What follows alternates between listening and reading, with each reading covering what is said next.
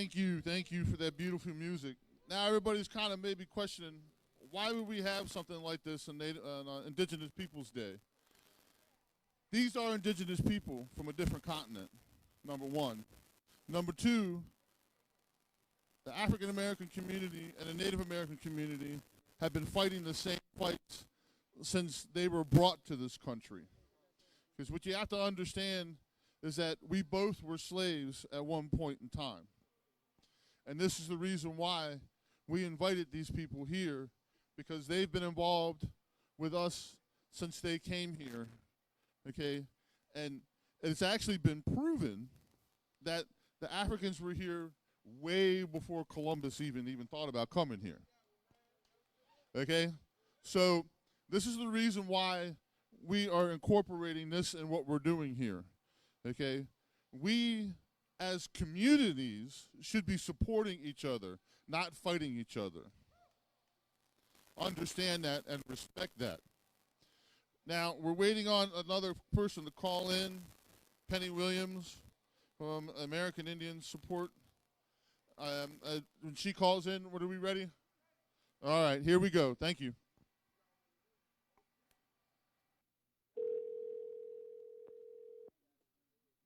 Hi, this is Penny. Leave your name.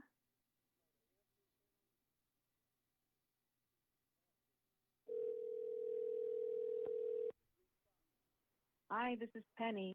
Leave your name.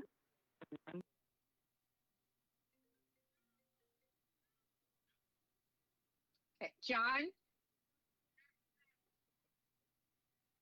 Pardon? Okay, thank you. Quay Quay. My name is Penny Gamble Williams. My people are the Chappaquiddick tribe of the Wampanoag Nation in Massachusetts.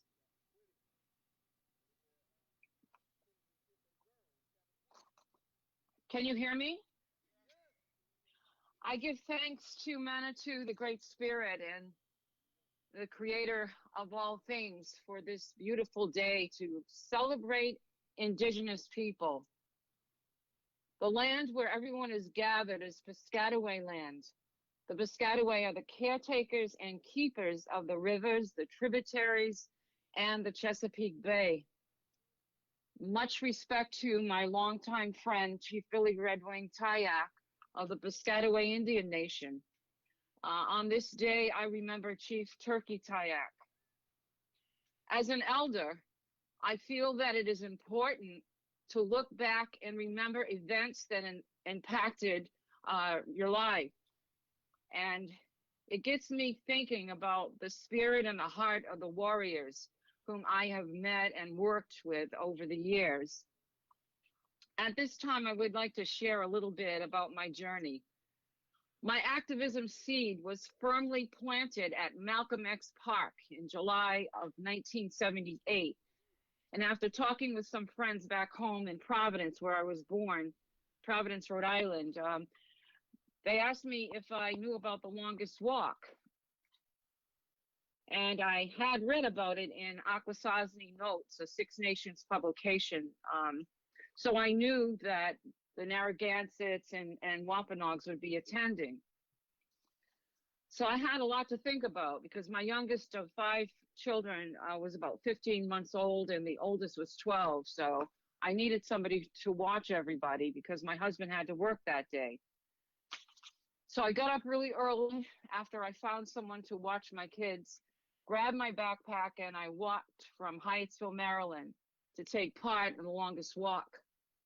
And what a powerful and historical day that was. As I stood by the 16th Street entrance, I witnessed the Lakota elders walking towards the opening of the park. And they were carrying the sacred pipe and the medicine bundles. They were focused. It was so spiritual and transforming that it's been etched in my life and my mind since that time. The power of the drum and the songs deeply touched everyone who witnessed this. So after listening to the speakers and walking to Lafayette Park to take action, I knew what I had to do. So I volunteered to work in the longest walk office. I met AIM leaders, activists, elders, chiefs, spiritual leaders from all over Turtle Island. And later I met some sisters from Women of All Red Nations who held a conference that I decided to attend. I joined Women of All Red Nations that day.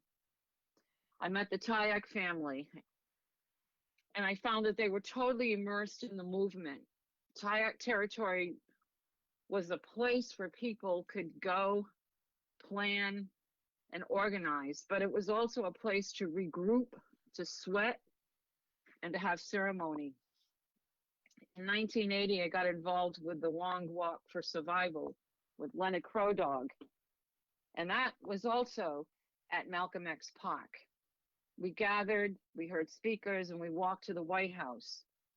Later, we met at Howard University, and that's where I met Bob Brown, who powerfully laid out the history of Howard University and talked about why red and black must work together and form alliances. And my late brother in the struggle, Dr. Julia, he challenged everybody and made us realize the importance of why we can't let the colonial capitalists, pollutionists, politicians, and corporate entities get away with anything. My years of attending Black Liberation Day in Malcolm X Park with my children and seeing Kwame Ture and Wabanini and hearing the drummers was also empowering. So today we reflect and we take note.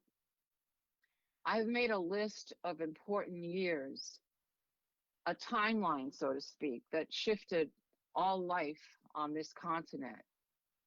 The cries of the ancestors still ring in our ears. The blood that was shed remains deep in the soil. 1492, 1607, 1619, 1620, 1621, 1637, 1675, 1676, 1776, 1843, 2020. We are our ancestors. There is blood memory flowing within all of us. It's in our DNA. We are connected to them through the air, the water, and our beautiful Mother Earth. And our beautiful Mother Earth has absorbed it all. So we pray, we do ceremony to release the pain of genocide, loss of land, culture, and ways of life. And each day we are given an opportunity to strengthen and transform our lives so we can continue to work and do the work that our ancestors weren't unable to complete. So we are all related in this life, and we have much to learn. There's a passage from a book, an author, a friend of mine named Sharif Abdullah, and the book that he wrote was Creating a World That Works for All. And so he states that there are three major stories that have shaped the behavior of people. We have the original story, also known as the keepers. Then the dominant story, the breakers. The emergent story, the menders. That's who we are as activists. We are menders, we are healers. We bring awareness to what's going on and why we have to pay attention. So remember, for every action, there is a reaction. And the laws of the universe are our guide. So we have to go back to the root. We have to understand what our purpose is as we do the work. And so for us as elders, we must teach the next generation, for it is their turn now to carry that torch and to defend the sacred. So now is the time to stand up for the rights of all and reside in love. It's all about love. So as warriors for justice for the people, we have to maintain spiritual clarity. We have to see the vision, and we have to take action in unity and love for the good of all life. We have to honor the earth and walk in balance. So I say to all, Iotosh, stand strong. That's Iotosh in the Wampanoag language. I say Katabatashamu. Thank you all. Blessings.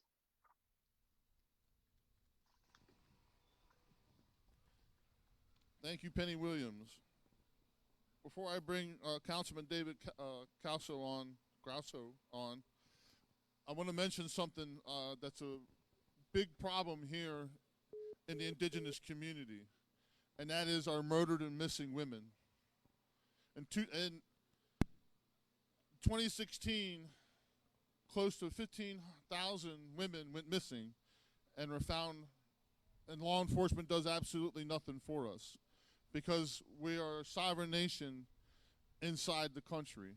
They say the laws don't apply to the people coming onto the reservation, raping our women and killing our women because it's a sovereign nation. That's not what it's supposed to be.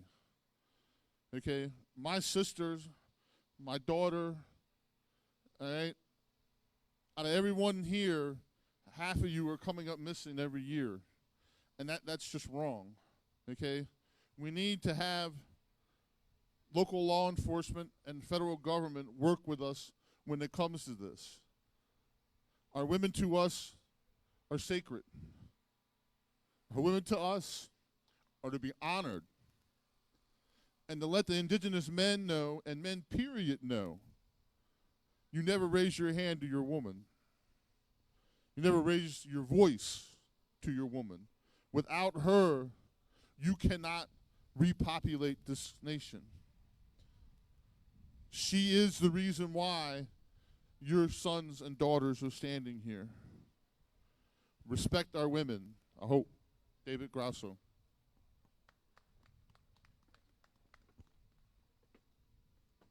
Well, good afternoon, everybody. I am Councilmember David Grasso. I'm an at-large council member here in the District of Columbia, and I'm thrilled to be out here today to support Indigenous Peoples Day in the District of Columbia. I mean, finally, after all these years. Yeah, I was elected in 2012 and began serving my term in 2013, and the very first month that I was in office, my colleagues supported me in a resolution to say that the name of the Washington football team should be changed forever, and we finally got that done this year as well. My colleagues also joined me, a majority of them, that said that we should no longer support Columbus Day because of the reality of who Christopher Columbus was and the harm that he did to the peoples of this country.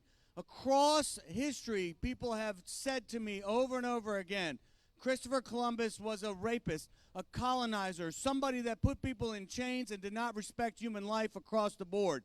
And why we continue to support him baffled me when I was a child, baffled me when I was a young adult, and most importantly, baffled me when I was a council member. And so the fact of the matter is I put it to my task, me and my office, to change this day once and for all, and we finally did it last year. It was not easy to do, and I can tell you that there is a lot of opposition to this still because people still revere Columbus as somebody who did good things. The fact is, all you have to do is read the history books that they give you in school to know that he wasn't that type of person. The other fact is that it's important for us to honor the American Indians in this country. They were here first. They set the standards, and the days that we start to listen to their relationship with Mother Earth, to their relationship with other human beings, to their way of life, the better off we'll be as a country and as a people here in this United States of America. You probably know that I'm not running for re-election this year. There's 23 people running for my seat, and I hope that the movement that started with changing Columbus Day to Indigenous Peoples Day, the movement that we started to change the football team's name, I hope that you'll take that movement and challenge each and every one of my colleagues and each of the one of the people running for my seat to continue to try to stand up for respect for the first peoples of this country, to give them the deserved respect that they deserve across the board. I'm talking about respect for the land that is their land and was their land to begin with. I'm talking about respect for the rights of the people that were here first, and I'm talking about honoring some of the treaties across this country that were forced upon them to begin with, but now are not even honored in the end. So ask them. It's local, I know. You might say, well, that's a federal government problem. But the reality is you could step up every single day and ask your local politicians what they're doing to support American Indian rights in their jurisdiction and force it on the rest of this country. So I'm celebrating Indigenous Peoples Day. I hope everyone else is too. And I know even though I won't be in office next year, I'm going to continue to support and continue to demand that we respect American Indians' rights across this entire country and world. Thank you very much. Thank you. To touch upon one of the things he mentioned, which is the Washington football team. That fight's been going on here for centuries. The Tyak family have been bringing that fight to them since the team came here. Okay? That word is a describing word for a blood-soaked body. How is that showing us honor in any way, shape, or form? Now we have David Swanson.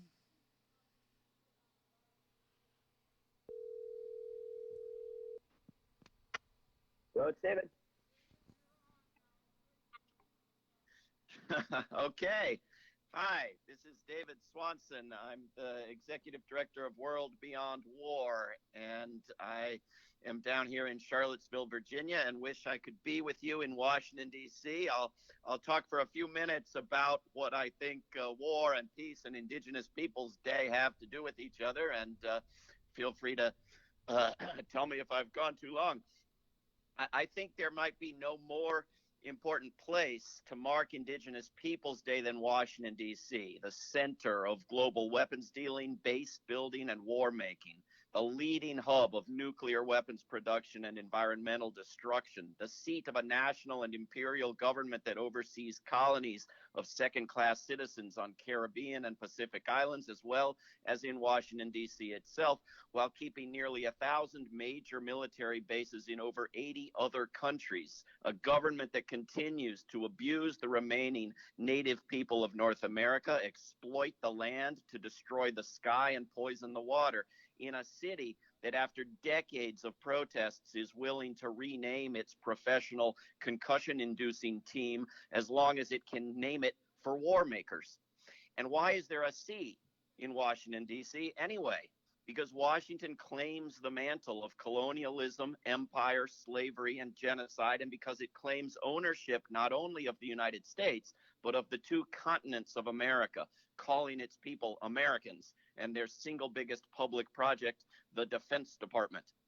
The many U.S. suburban paradises that are sprinkled across the globe as military bases are gated communities on steroids and on apartheid.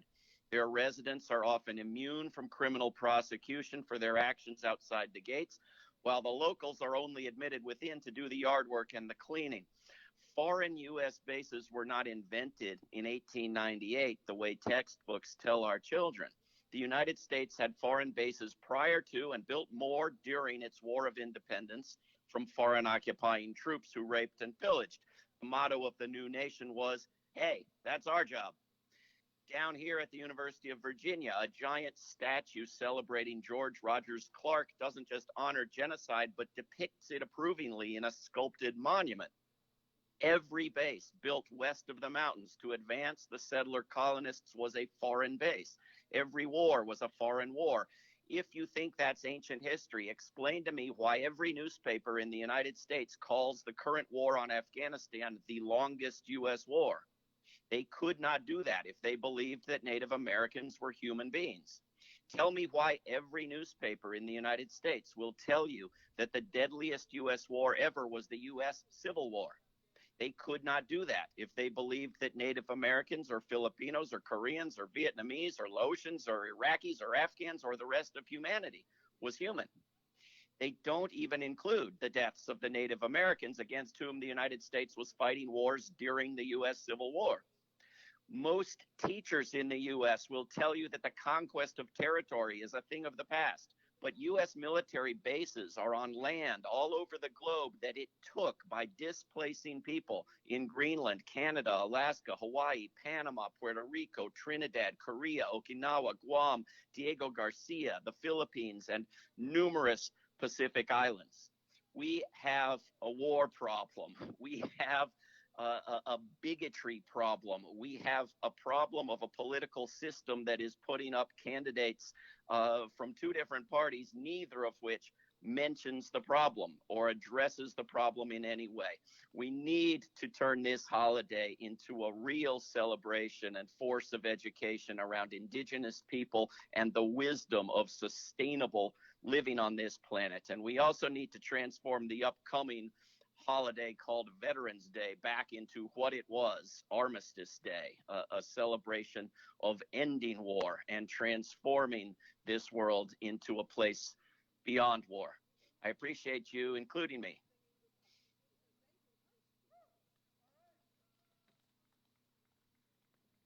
Thank you, sir. Next, we have up Lucy Murphy of People's Music Network.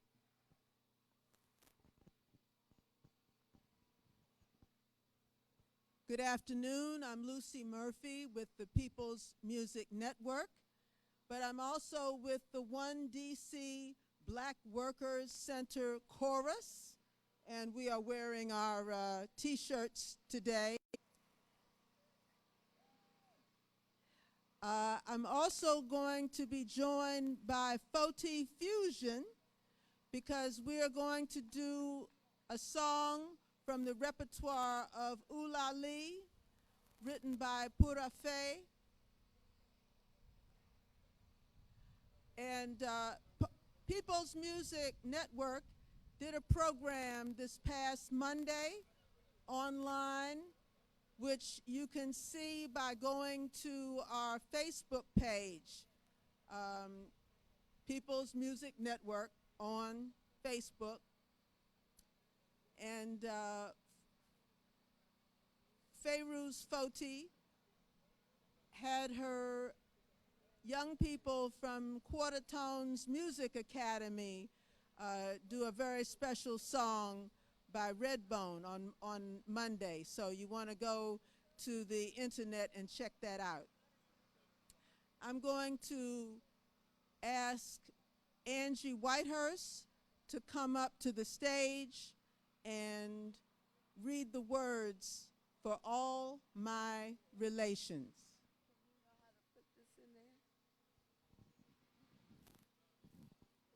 Okay. All right.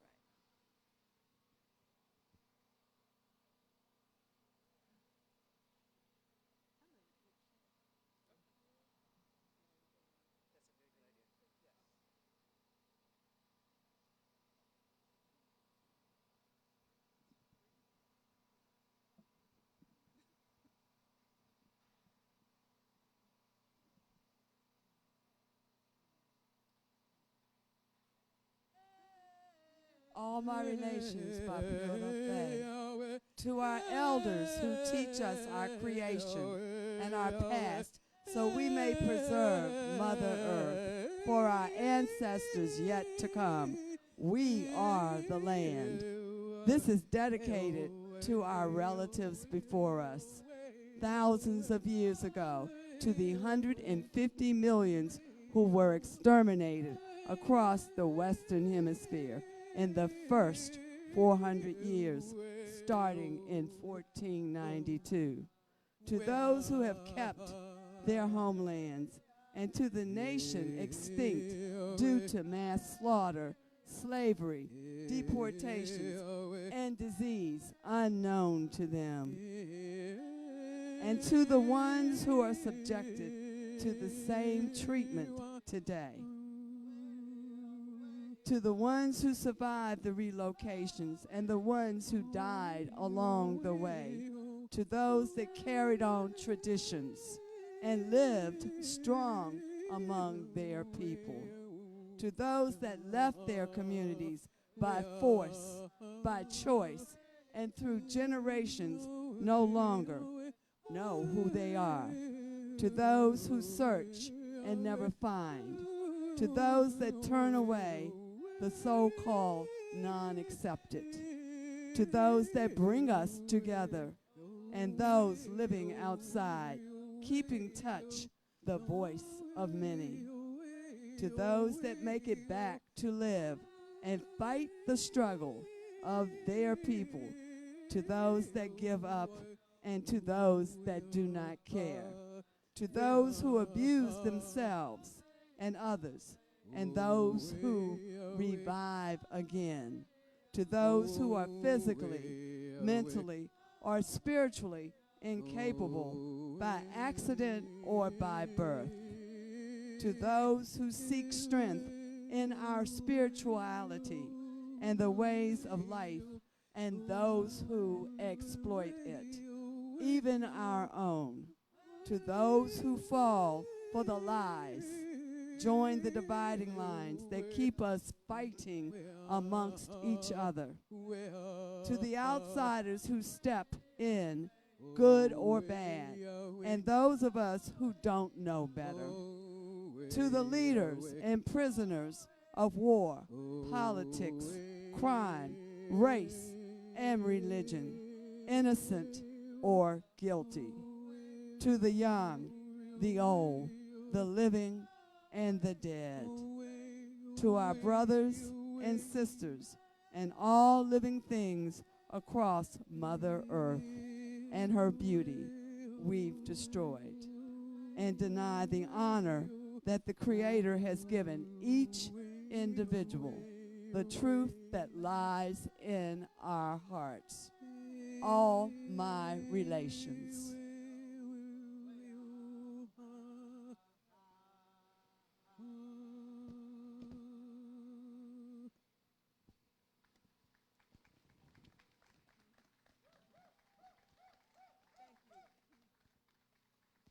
Dr. Karen Wilson, Ama Achefu, Yasmin Foti, Feiruz Foti, Angie Whitehurst, our narrator, and I'm Lucy Murphy, all my relations. Who do I give this to? I give this back to Peter. He's behind you.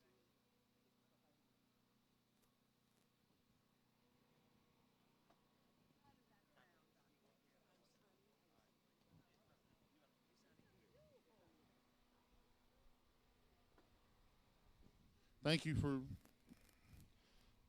you, ladies. Okay, we have up next, excuse me for butchering your name, a call-in, the next one. Are they on the phone? Okay. While we're getting them ready on the phone, let's do a quick reminder of why we're not celebrating Columbus Day. Columbus established a slave trade from America to Europe so that the indigenous people were taken to Europe. And the most popular taken were young girls between 8 and 10 for the specific use of sex slaves. That is not honoring our people. Here we go. Next caller.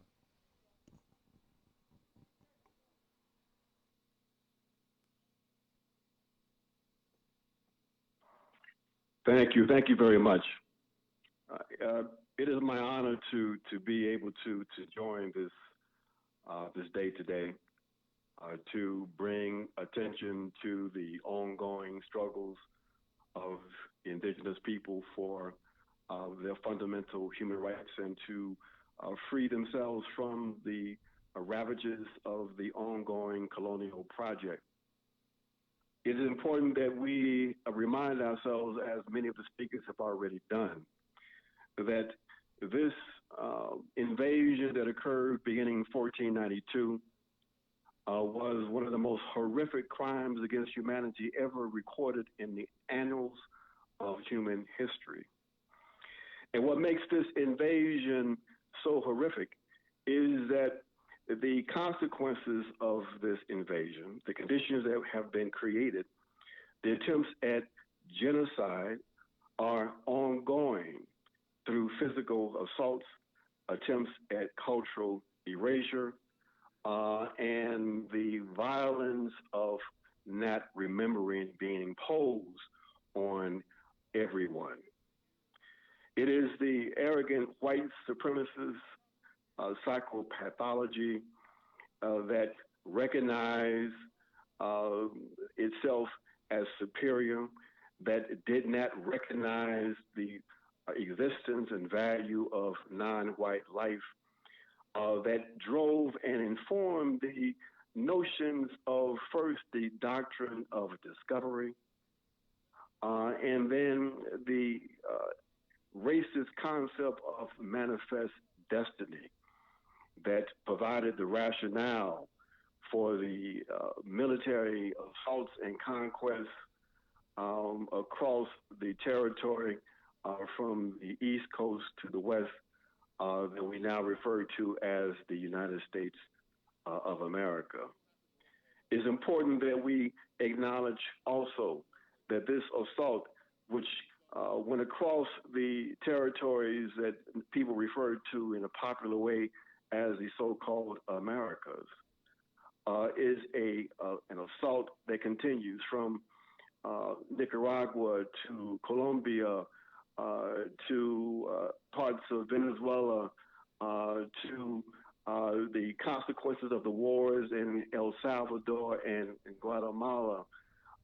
This attempt to try to continue to contain and control the aspirations of the indigenous people of these lands continues tomorrow as an attempt to try to impose their will on the people of Bolivia. So we say today from the Black Alliance for Peace that we understand that without justice there will be no peace, that this colonial capitalist project has to be defeated, not only for the liberation and sovereignty of the indigenous, but for the entire planet. So we stand in fundamental solidarity today and pledge our resistance, pledge our blood in this fight to bring this white supremacist, pan-European, colonial, capitalist patriarchy to a final conclusion. We make that declaration, my friends, not only for ourselves, but also for collective humanity. So today, let us recommit ourselves to this fight. Let us remind ourselves that while we are not able to determine the conditions that we are born into as human beings, we can determine how we respond to those conditions. And we say we must fight. We stand in solidarity with our indigenous brothers and sisters and declare that we will fight and we will struggle and we will win. We will build a new world today for ourselves and for those generations coming after us. So thank you so much for organizing this day, to the organizers of this event. And we will stand in solidarity. We will struggle, and we will win. Thank you so much.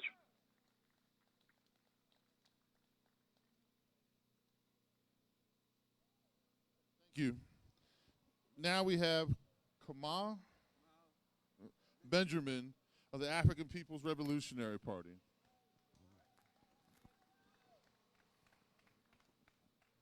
We say revolutionary greetings from the All African People's Revolutionary Party. And we'd like to pay tribute to the indigenous people on Indigenous Peoples Day. We say revolutionary greetings to Brother Billy Tyack and the Piscataway Indians, and Penny Gamble Williams of the Women of the Red Nations, and Pete Landeros and the Mid-Atlantic American Indian Movement, and David Gross of the D.C. City Council, and Bob Brown for organizing this event. And we thank you all. We thank you all for coming out today. We'd like to honor and pay, as I said, we like to honor and pay tribute to the indigenous people and their 500 years of struggle for liberation, freedom, and self-determination against the onslaught of genocide, disease, and the treacherous attempt by the European settlers to eliminate, colonize, and confiscate your lands in the New World. African people have also experienced similar struggles on the continent of Africa and in the north and south of the New World or the Western Hemisphere. We know that every contractual agreement that was agreed upon and signed by the U.S. government, the settlers and the indigenous peoples were broken by the U.S. government during those years. We also know that when Christopher Columbus and his sailors invaded the New World in 1492, he was greeted and helped to survive the wilderness by the indigenous people. Some of the Taino people, as we know them at that time, were located in Cuba.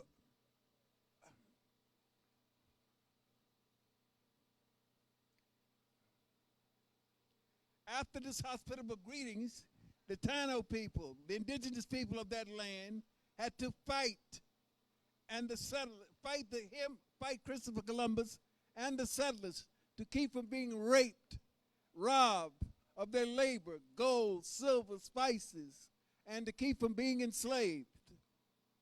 We have documentations that 2 years after Columbus set foot on the beaches of the New World, a papal bull, we're talking about Italy, the Pope of Italy, split the world in time, in that time between the two European superpowers, Portugal and Spain, and in a deal that still resonates today. The terms of the agreement were detailed in the Treaty of Torcelitas, a little town in Spain.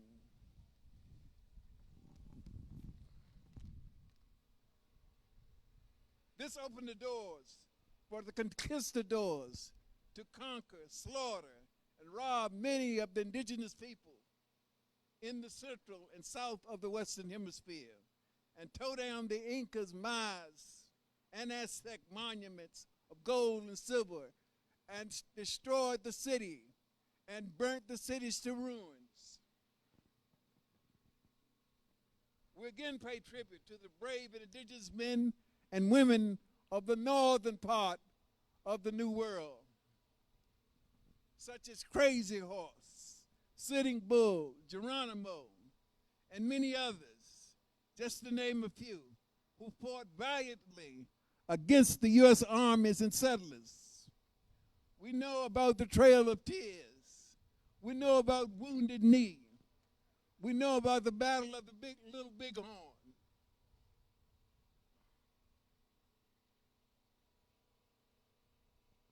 We know that during this time, the indigenous people were moved from their original homelands to travel hundreds of miles away to reservations. And finally, we thank you for your assistance in helping to protect African runaway slaves before and after the Civil War. We thank the American Indian Movement for the many times that you have marched with us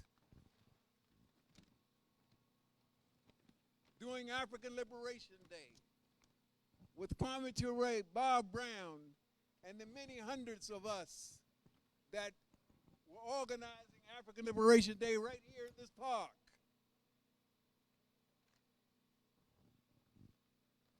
We again thank you for organizing Indigenous Peoples Day. We say, no justice, no peace. Forever, forward ever, backwards never. We thank you. Thank you, sir. Next, we have Sheila Hansen of the United Tribes of the Shenandoah.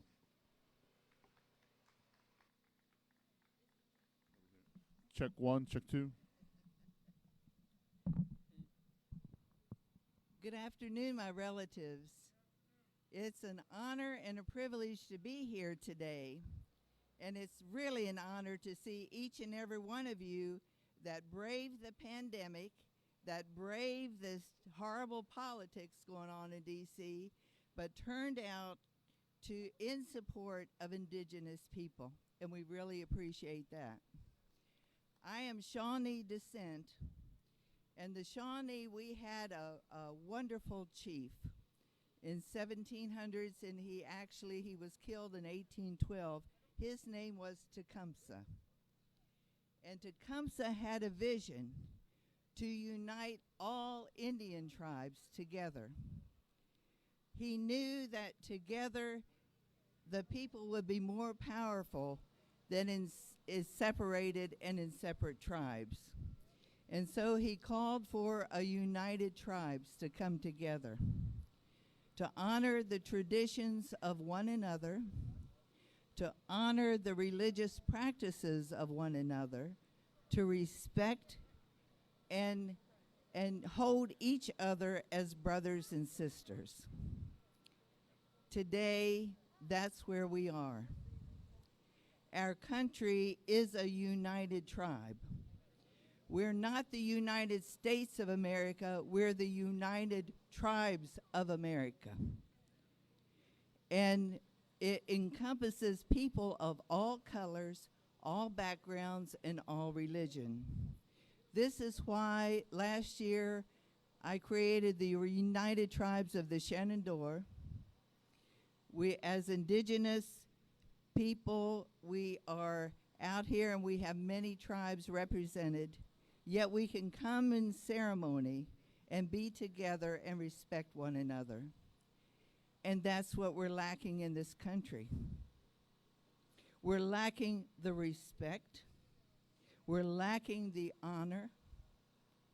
We're lacking the kind words to one another. So today we gather as United Tribes of the United States. And we also gather to ask this federal government and all state governments to please stop using Columbus Day. It's very derogatory to us because we know the atrocities that he committed. And most important of all, he didn't discover America. How can you discover something that's already here? How can you discover people that are already here? And then how can you commit so many atrocities against the people who called this home for thousands and thousands and thousands of years? I'm asking that every textbook across this country, Atlantic to Pacific, take Columbus out of it. I don't care what you want to call this Italian Day. I had someone said, I find this offensive because I'm Italian. I said, we're not against Italian people. We're not against any ethnicity. We're against using the false and the myths that have been perpetrated upon us about Christopher Columbus. Christopher Columbus was actually put in prison by his own country for the atrocities. Anyways, thank you for being here. It takes a a lot of courage to be here today. And thank you so much to the organizers and the supporters of this event. And let this be one of many year after year. We'll get better. We're going to get better. We're still here, and we're still strong. And thank you, my relatives. Thank you. Thank you, Sheila Hansen. We now have Ali Murray Hall, President of the American Indian Society. I'll speak this way. Good afternoon. Oh, I have a loud voice too. Good afternoon. I greet you. First, I want to say, Wanishi to Kishinamawe, Kishimayunk, who's the creator. I look out on you today, and I see a myriad of beauty and strength. My name is Elise. I am Lenape, and I'm related to Sheila, my Shawnee sister. I'm a storyteller. A storyteller is not something that you call yourself, but what the elders call you. And with that, I would like to share with you a story, if that's all right. I stood on the mountain.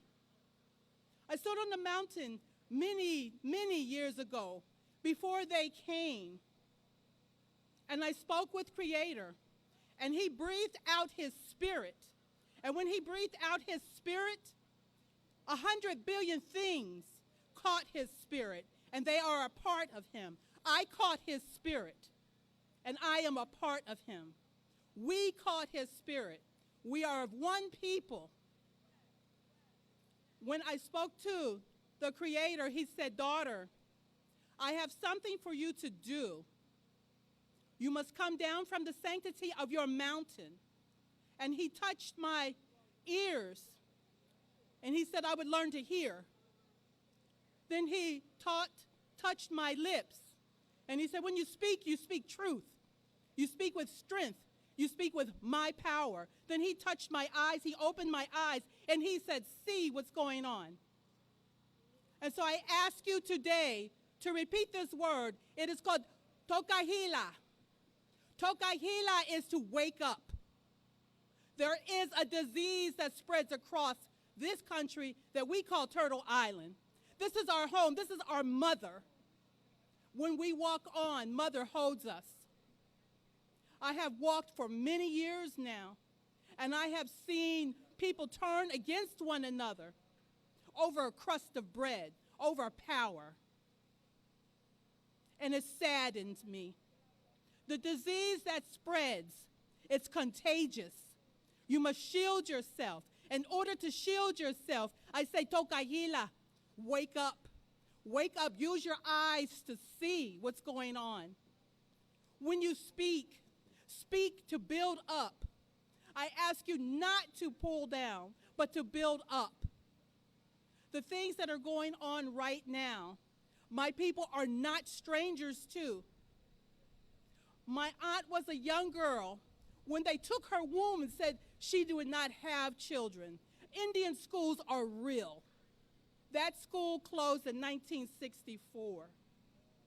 Robbery, rape, murder, you name it, it's nothing new. But what I also see is the beauty of you. I see your strength, I see your power, I see your perseverance. So I ask you today to come together, unify, because once something is unified, the knot cannot be opened. I thank you for listening to me, Wenashi, and thank you so much. And remember, Tokahila.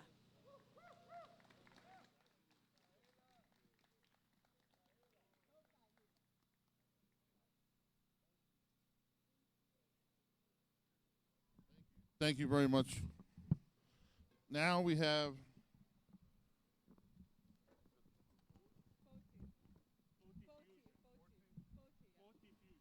Forty family performing some music for us today.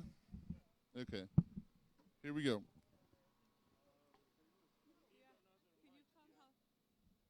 Do you mind bringing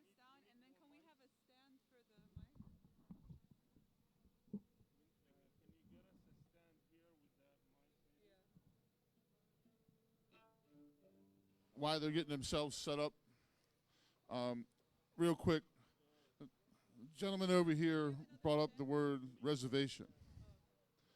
That's not what they originally were called. In the documents called treaties, they are called concentration camps. Understand that. Okay? We as indigenous people have been looked upon as the enemy of the United States government since the starting of this country. And even till 2020, we are still looked upon as enemies of the United States government.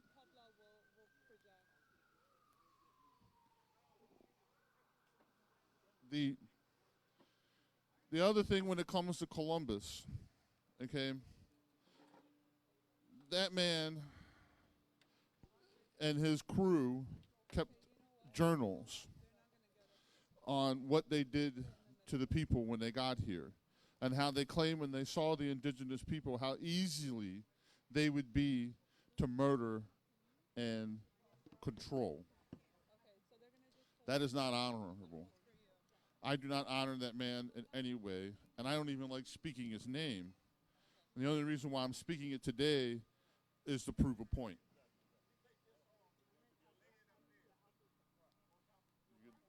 All right, and we're ready.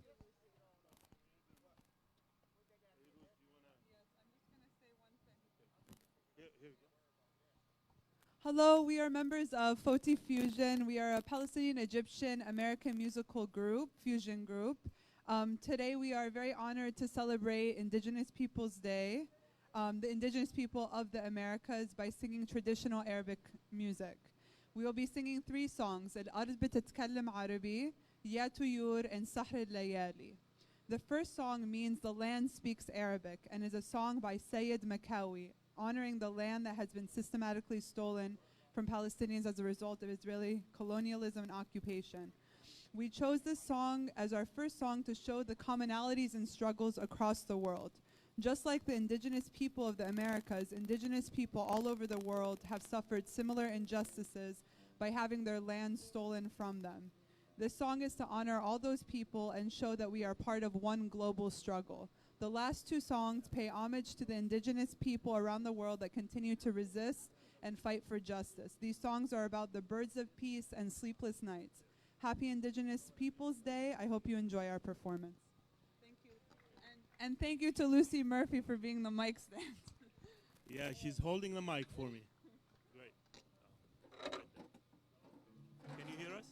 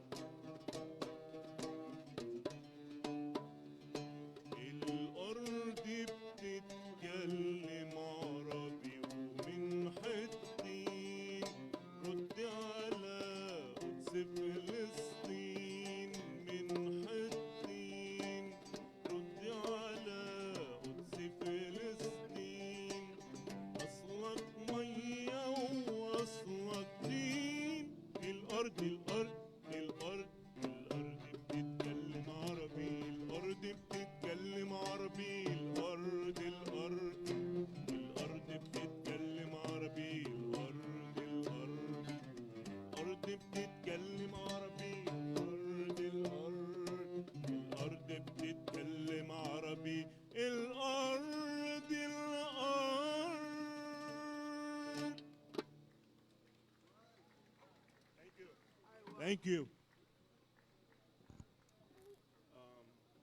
I can.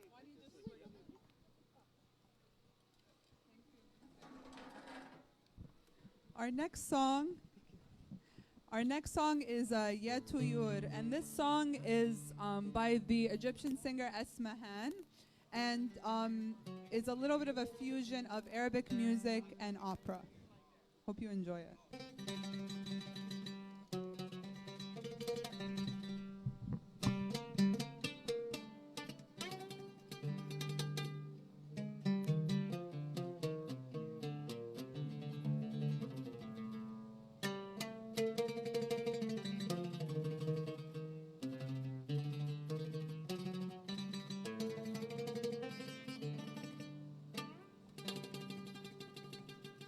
يا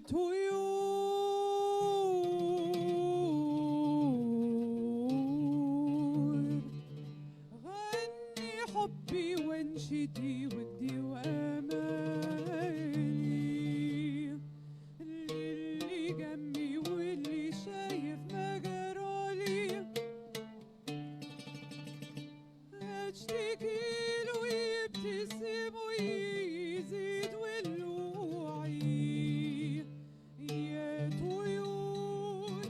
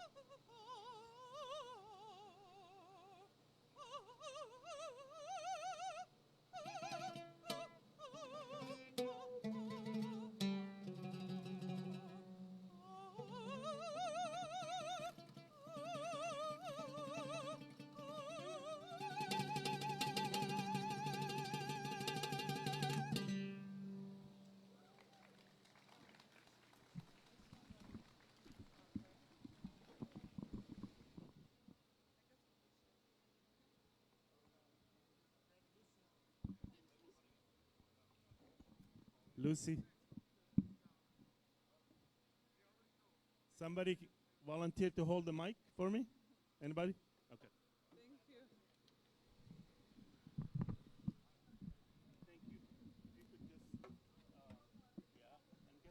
And I'll just introduce the three members of our group. So my father, Fuad Foti, who is playing the oud and singing. My younger sister, Yasmin Foti, who is playing the tabla and will be singing. And I'm Ferouz Foti, and I am playing the cello and sing.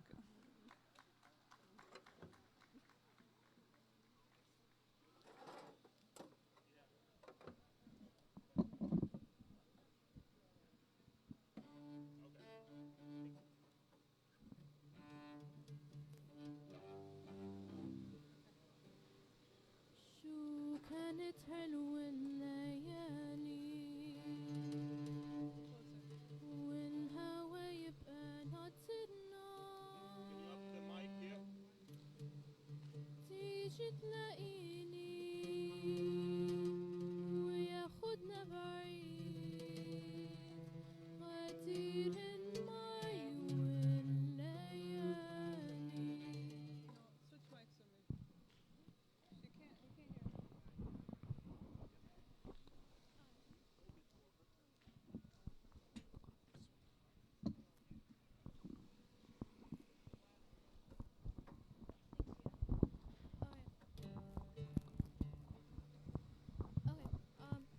شو كانت حلوة الليالي والهوا يبقى ناطرنا تيجي تلاقيني وياخدنا بعيد غدير المي والليالي. لا لا لا لا لا لا لا لا لا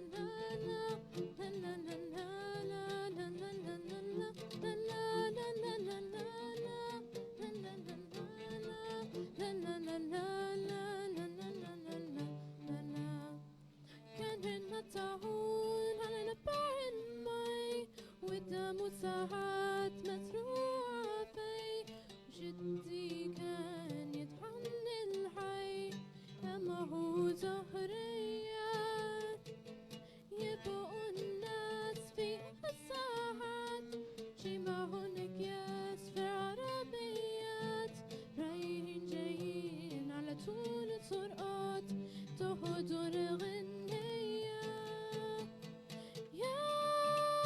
يا سهر الليالي يا حلو على بالي غني غني غني على الطرقات. يا سهر الليالي يا حلو على بالي غني غني غني على الطرقات. لا لا لا لا لا لا لا لا لا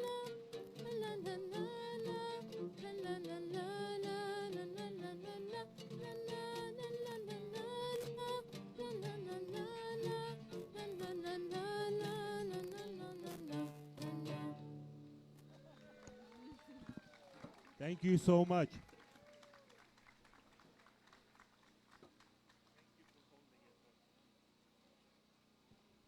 Thank you. Thank you for your music. And again, people may be asking, why do we have him here on Indigenous Peoples Day? What's happening to their country happened here. Okay, first. What's going on in Israel is wrong. And if people don't like what I just said, oh well. Now, we have, I'm sorry, I'm going to butcher your name really bad.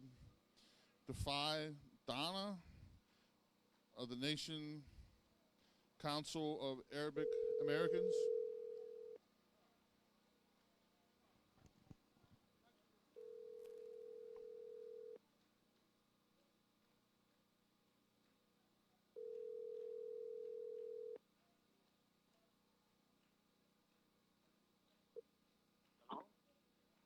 Hello?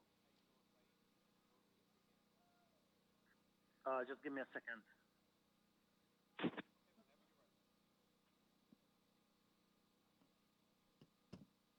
Okay, he needs a second. To also discuss. Can you hear me? Oh, here we go.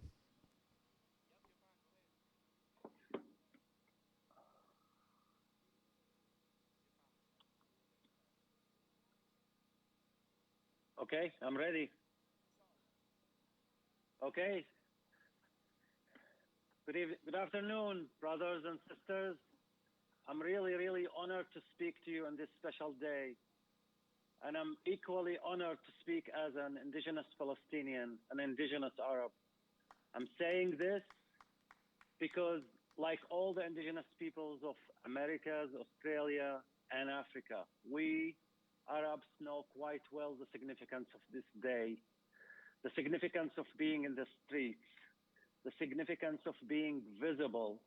Today, we indigenous peoples of the world are more visible than ever.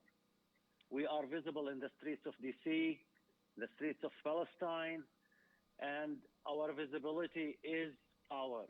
Our very existence strongly defies the settlers' discourse of negation, the white settlers' discourse of exclusion, but we are here. We are visible, and our visibility is power. Today, it's an opportunity to realize how deeply we are connected as indigenous and oppressed people all over the world. From the moment the Europeans embarked on colonizing the rest of the world, our fate, the fate of the indigenous peoples, became interconnected. So the European colonization not only oppressed us, but also connected us and made our fate one. So you can be sure that as Native Americans, we Arabs, and particularly we Palestinians, realize the existential challenges you face every day. We realize the problems you have, but you can also be sure that we know your feelings, we know your resistance, and also we realize and know and feel your hopes, because we have the same feelings, the same hopes, and the same challenges. We also believe that the Palestinian people's resistance to Israeli colonialism is a proof of our understanding of your problems and your challenges in this continent, in North America, South America, and also in Australia and Africa, and everywhere there is an indigenous people and there is an oppressed people. Of course, the inverse is also true. We know that all your achievements, all your struggle are also real and great contributions to the struggle of the peoples of Palestine and the struggle of the Arab people and to the struggle of natives everywhere. From the moment the Europeans embarked on colonizing the rest of the world, the fate of us, our fate, the fate of all the indigenous and oppressed people, as I said, became interconnected. From that moment, the indigenous people in North America, in South America, in the Arab homeland, in Africa, did not lose their freedom only, and they did not lose even their life. Equally important, and this is really the significance of this day, we lost our voice and we lost our ability to tell the story, our story, and the story and the suffering of our people and oppression of our ancestors. So to us, to me, and to Palestinians and Arabs everywhere, the Indigenous Peoples Day is about truth. Today is about the Indigenous Peoples' truth, not the white settlers' false truth. To us, it's about having a voice, the voice of the oppressed that tells our story, despite and in spite the loud voice and the loud and powerful voice of the oppressor. That's why our visibility today, as I said, is important. Our visibility in the streets, in the parks, in the media is power. For we know that the truth is thoroughly imbued with relations of power. And to be visible is to be powerful and to receive recognition of our story. We meet today, not only in DC, but everywhere in the world there are oppressed people and indigenous people to proclaim our indigenous truth and to defy and reject the settlers' false truth initiated by the Columbus Day and by the Columbus colonial venture. We meet to declare that it is time for the world to unlearn the false settlers' truth, the Columbus false truth that denies the very humanity of billions of indigenous people all over the world. And it is time for the world to learn the indigenous truth and to know about the suffering and the oppression of the indigenous people everywhere. In Palestine and all over the Arab homeland, we came to know this fact very well. Every day for us, is an Indigenous Peoples Day. Every day for us is a day of struggle because to our oppressors, every day is also a Columbus Day. In Palestine, we call our Indigenous Peoples Day the Nakba Day. We commemorate that day on May 15 of every year because on that day in 1948, European settlers colonized and stole our homeland. They uprooted our people and forcefully expelled hundreds of thousands of them into exile. Now they number about 8 million people in exile and established a settler colonial state on a soil that is full with the corpses and bones of our ancestors. Our homeland was stolen and we were denied even the right to live. We were denied the right to exist. And on top of all that, we were demonized as the aggressors. But on that day, our fate became intertwined with the fate of every native and every oppressed people on this planet. Our fate became interconnected with all the victims of colonialism and imperialism.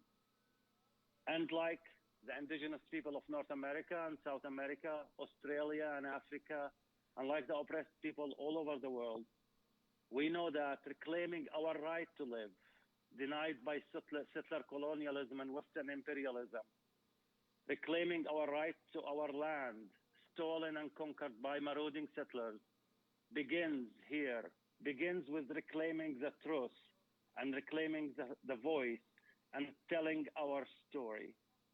And similar to the false settler truth of Columbus Day, colonial Zionism's discourse silenced by power, silenced every non-Zionist history in Palestine and claimed the history of Palestine as the history of Zionism in Palestine only.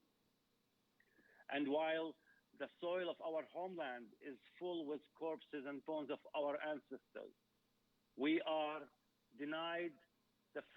not only denied the freedom to be, we are denied the right to live there.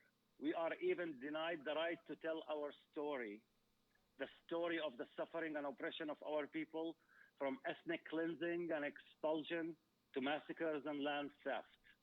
Today is a chance to tell our story and remind the world that we are here, and Palestinians everywhere, Arabs everywhere are telling this story on this particular day. But as I said, to us, like every oppressed people, every day is an Indigenous Day. But the Indigenous Peoples Day of 2020 is really particularly significant. We meet here in Washington, D.C., in Malcolm X's park of all places, like we meet everywhere all over the globe. But we meet in D.C. in Malcolm X's park as our Black brothers and sisters in the African American community and in the Black Lives Matter movement fight their struggle for justice and teach the world and teach us really too, yet again, that the struggle of indigenous and oppressed peoples all over the world is the driving force of progress for all humanity. It teaches the world that the struggle of the oppressed and indigenous peoples is undoubtedly the essential characteristic of contemporary history. Brothers and sisters and comrades, to give it more political meaning, our struggle as an indigenous and oppressed people everywhere is one. But our task isn't only to liberate our peoples and end their oppression and suffering. The task the indigenous peoples carry on their shoulders is also to liberate the oppressors themselves as well and reclaim their humanity, a humanity they lost as they embarked on colonizing the rest of the world and oppressing their fellow man. It is enormously a difficult undertaking, but the future of humanity depends on it. The future of humanity depends on us, the indigenous and the oppressed people of the world. The future of the world, the freedom of the world, depends on our struggle. But I'm very optimistic. After 500 years, despite all the oppression, despite all the suffering, after 500 years of European colonialism and Western imperialism, the indigenous and oppressed peoples are still here fighting. And the Indigenous Peoples Day today is a proof of that. 500 years of oppression, and the indigenous people are more visible than ever. That's why I'm optimistic. 500 years, and even more probably, but particularly from the revolution in San Domingo in Haiti in 1790 to Jerusalem today and DC today, the struggle continues. We never lost hope. We will never lose hope. We should not lose hope, because not only our fate depends on it, not the fate of our children and grandchildren in the future, but the fate of humanity. Thank you very much. And again, greetings from all the Palestinians and Arab people to the indigenous people everywhere, but particularly the indigenous people of Native America, of North America. Thank you very much, and carry on. Thank you. Thank you for speaking, sir. We now have another call in, David Asan. No, I'm butchering your last name. Osuna. We'll wait for him to call in, but while we're waiting on that, in the indigenous community, one of the biggest fights that we have is land and water rights, on how we no longer have rights to fish in our own rivers because of the federal government said, oh no, we changed our mind. The federal government has honored none of the treaties that they have come to us with as indigenous people. And they're still breaking those treaties today. Okay, just a couple months ago, up in upstate New York, you had, sovereign rights taken away from a whole nation of people because the federal government wants the land. So there's always a fight in the community. Water rights, the whole thing with poisoning our water and taking our land rights away from us, it's just wrong. They don't never honor anything they've said to us.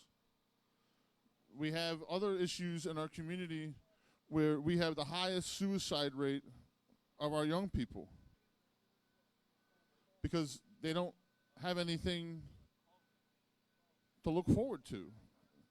Now, we got rid of one of the issues of the Washington football team's name on how it demeaned us as people, okay?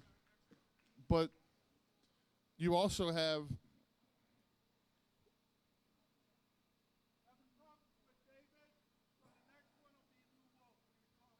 okay. So we're having an issue with call-ins. Sorry about that. So we're going on to Lou Wolf.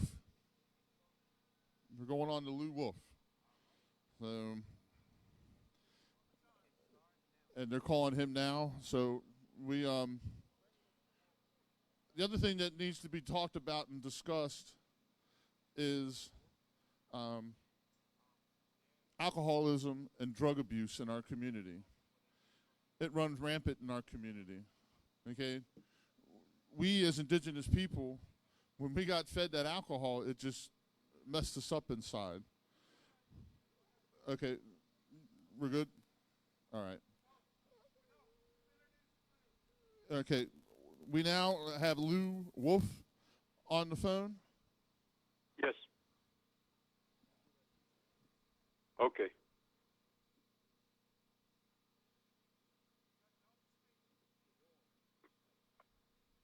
Yes, good afternoon, and thank you very much for doing this event on Indigenous Peoples Day. Unfortunately, it couldn't happen on the day because of the weather. We're doing it today. I'm happy to be on this call representing the magazine that I co-founded in Covert in 1978, Covert Action Quarterly, then renamed Covert Action Information Bulletin, and today it is 40 years later, called Covert Action Magazine. You can find it on our website, covertactionmagazine.com. We report on the crimes of the CIA and the intelligence apparatus of the United States. There are at least 17 federal agencies engaging in intelligence activities. And the human costs of these operations are well documented through their entire existence. Of course, the CIA is the head of the pack, as well as the FBI here domestically.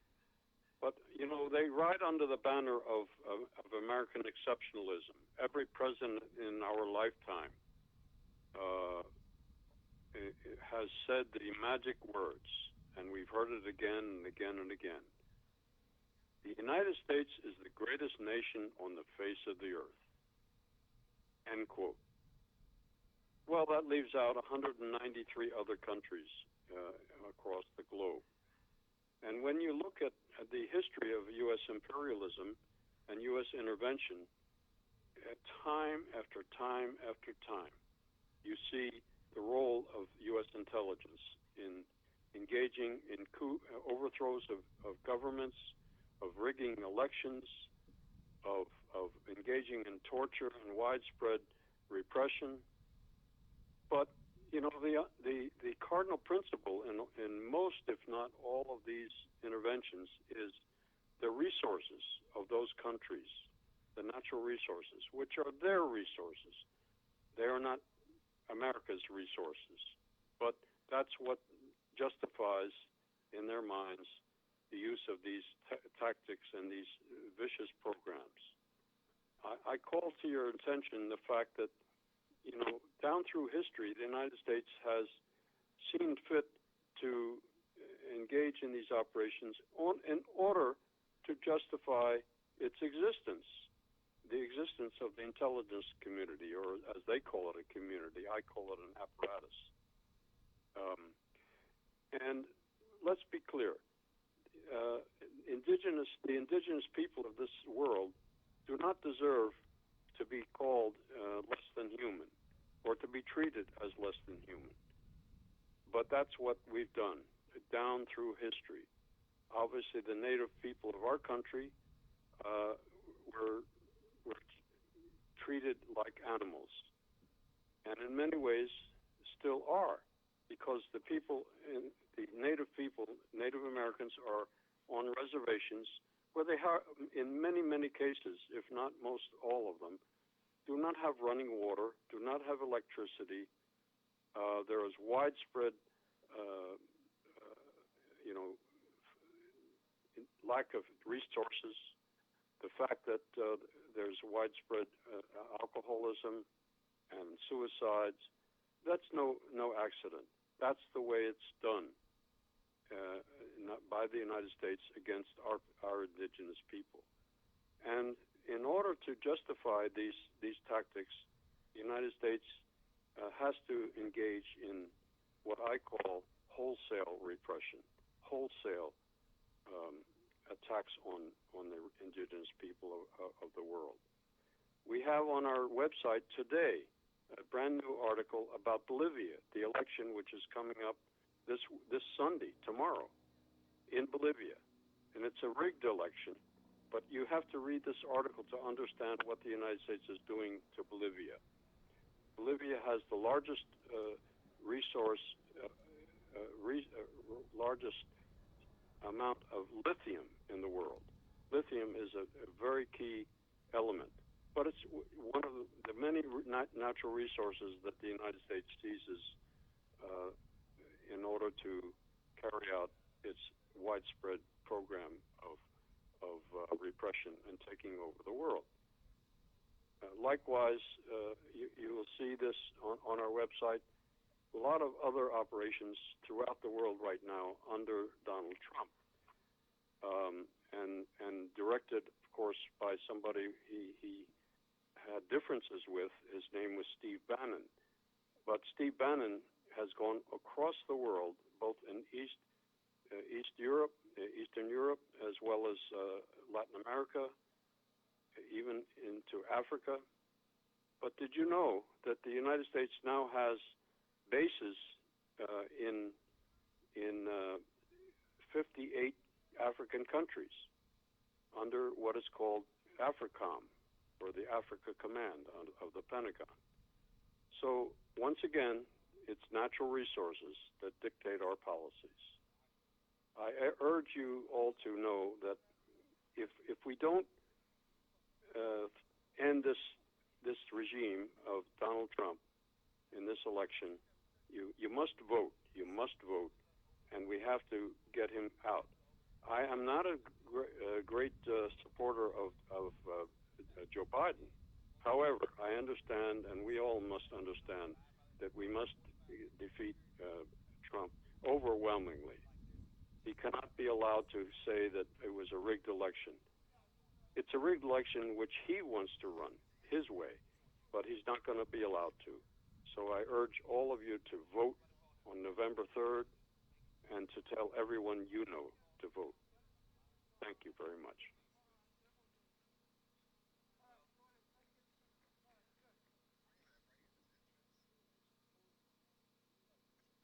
Thank you for your words. While we're waiting to try to get Daniel back on the phone, the gentleman brought up a valid point. We have to get out and vote. I'm going to say it again. We have to get out and vote. If we don't, I don't see us. I think things get a lot worse if we keep I don't even want to call him a person, an office that's there. Okay? The actions that's been going on with the federal government lately are horrible. And they cannot continue. Get out and vote.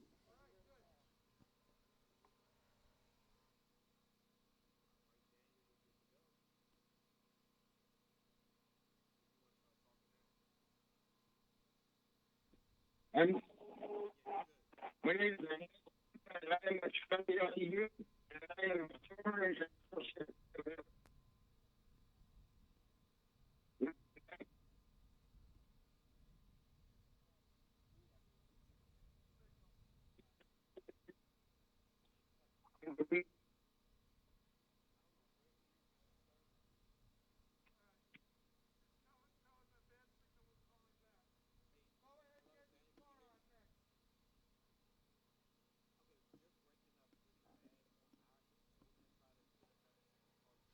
We're going to move on, and we're going to do the murdered and missing women now.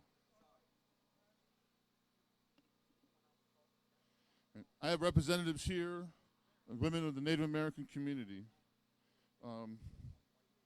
Mary Phillips is going to speak, along with others here, about the murdered and missing women.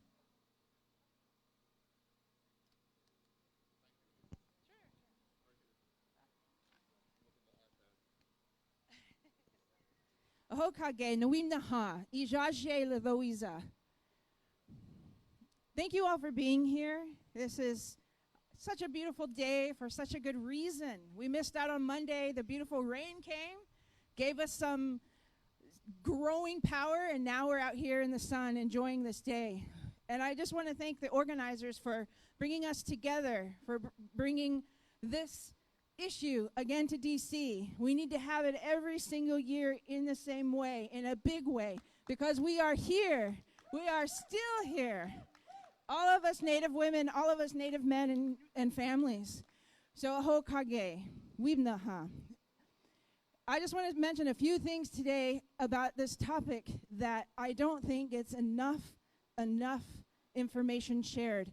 And people across the country are not aware of the current situation, and that is the missing, murdered, and Indigenous women of the United States and Canada.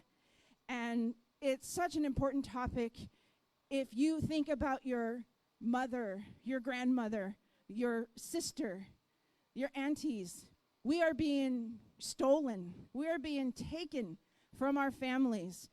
If for any other reason to say that you got a good Indian woman killed. So I just want to share a little bit, which is that as an Indigenous woman or Native American woman, And I grew up outside the res, but a lot of women on my reservation back home in Macy, Nebraska, our women have been hurt. Our women are impacted by this every day. Every time we hear about a woman being beaten, being violently assaulted. It's a terrible day to talk about this, but we need to talk about this. And I think if we can share this message, share this information, we can end the violence. We can get our stolen sisters back. Everybody will know who to call, where to call. So just a couple of facts on that is that 1 in 3 Native American women are violently assaulted, raped, or murdered. 1 in 3. So if you look around, our Native women, who are out there today? Raise your hands. Native women. There we are. So sadly, one of us out of this 3, we will be murdered, raped, or violently assaulted.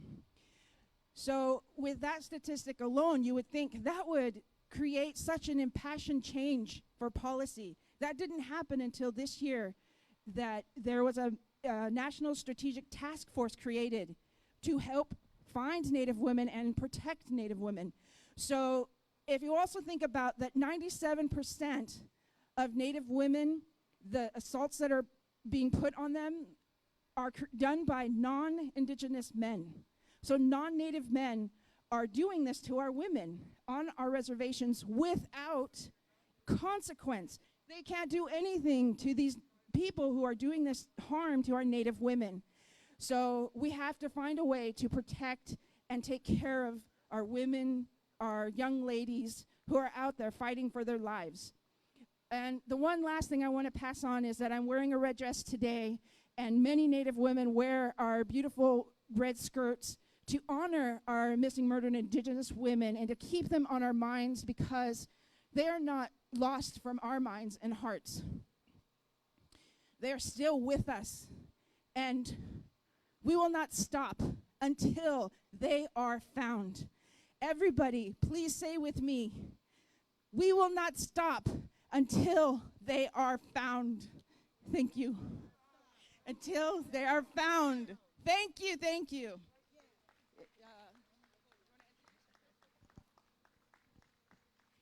My name is Sheila Hansen, and I live not too far from here in Virginia. I have a first-hand experience with missing and murdered Indigenous women.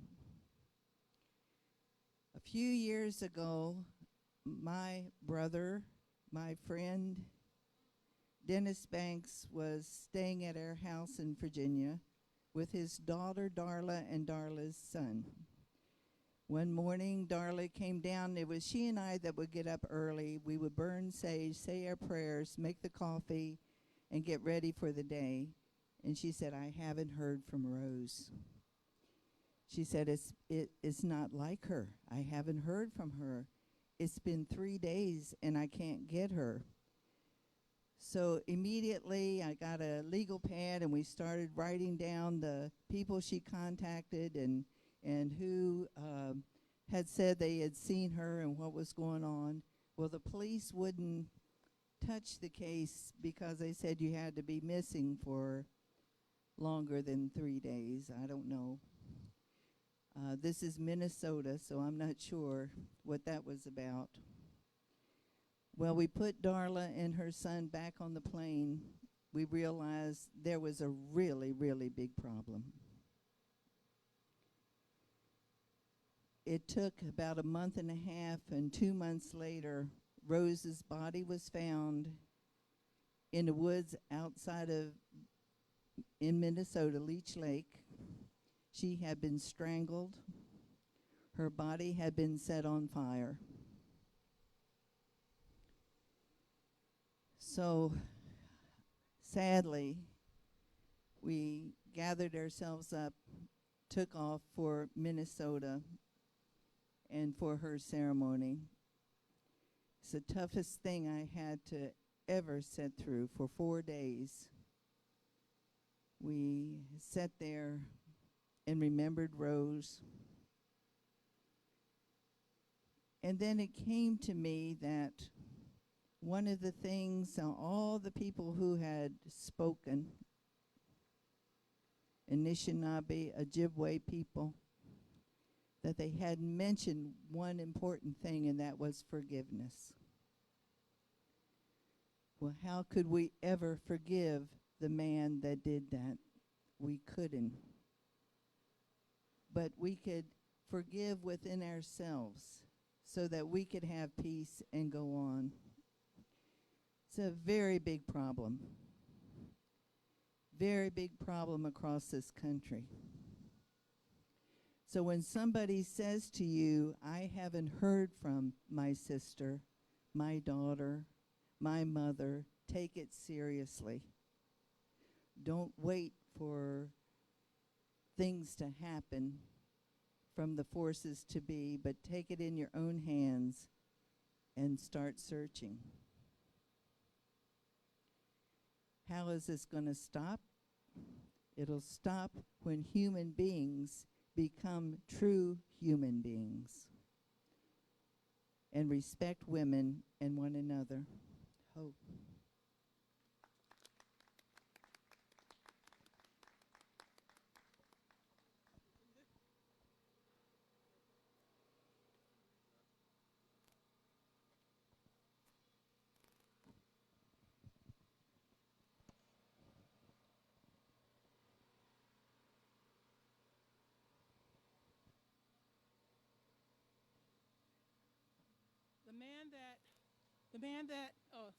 The man that she spoke about was taller than you, and he was a man of tenacity. He would laugh and say, "Oh no, Allie, I take no medication."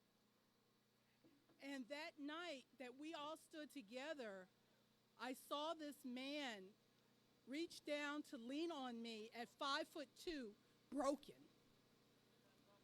And it destroyed him. And soon he walked on the wind. He was gone from us. But what I would like you to do is just imagine those of you who have nieces that you love, daughters that you love, sisters, mothers. If you close your eyes and imagine that you do not know where they are just gone, and you want to search for them, it's a nightmare.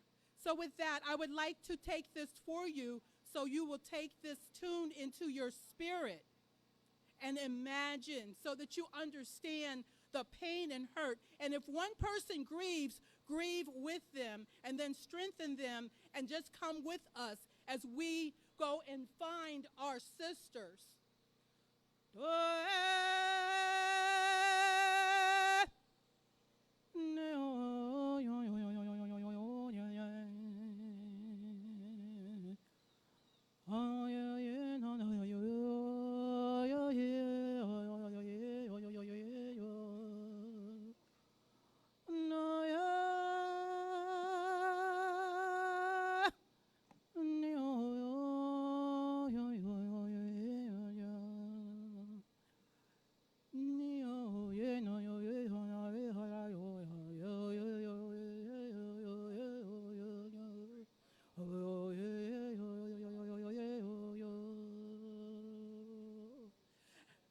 We are born and we come into this world, we are called light. And the mothers sing you into their arms, and the mother is actually the grandmother, not the birth mother. And we look for our children. So when you hear this within your being, know that that little song was the song of giving light.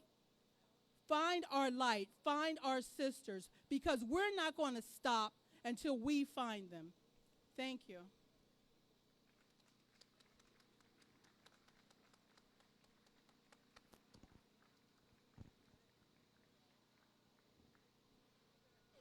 Everybody's got to understand, we as men have to respect our women, period. They are the givers of life. Without them, we're nothing. Okay? Understand that. And any man raises his hand to a woman's not a man. I'm 6'5", 330 pounds. I have 4 black belts in martial arts. I'm a professional bodyguard. I've done security work for national acts, congressmen, you name it. I've never raised my hand to my mother. I've never raised my hand to the mother of my children or to any one woman that I've gone out with, because I am truly a man. There is no reason, as far as I'm concerned, for a man to act that way, period. I don't care what color, what race, what religion you are. It shouldn't happen, period. Shauna Harris, Pima Indian Youth.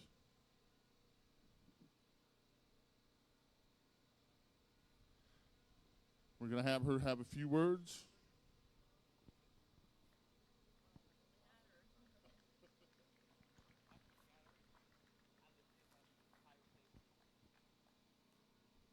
Hi, I'm Sean Hara.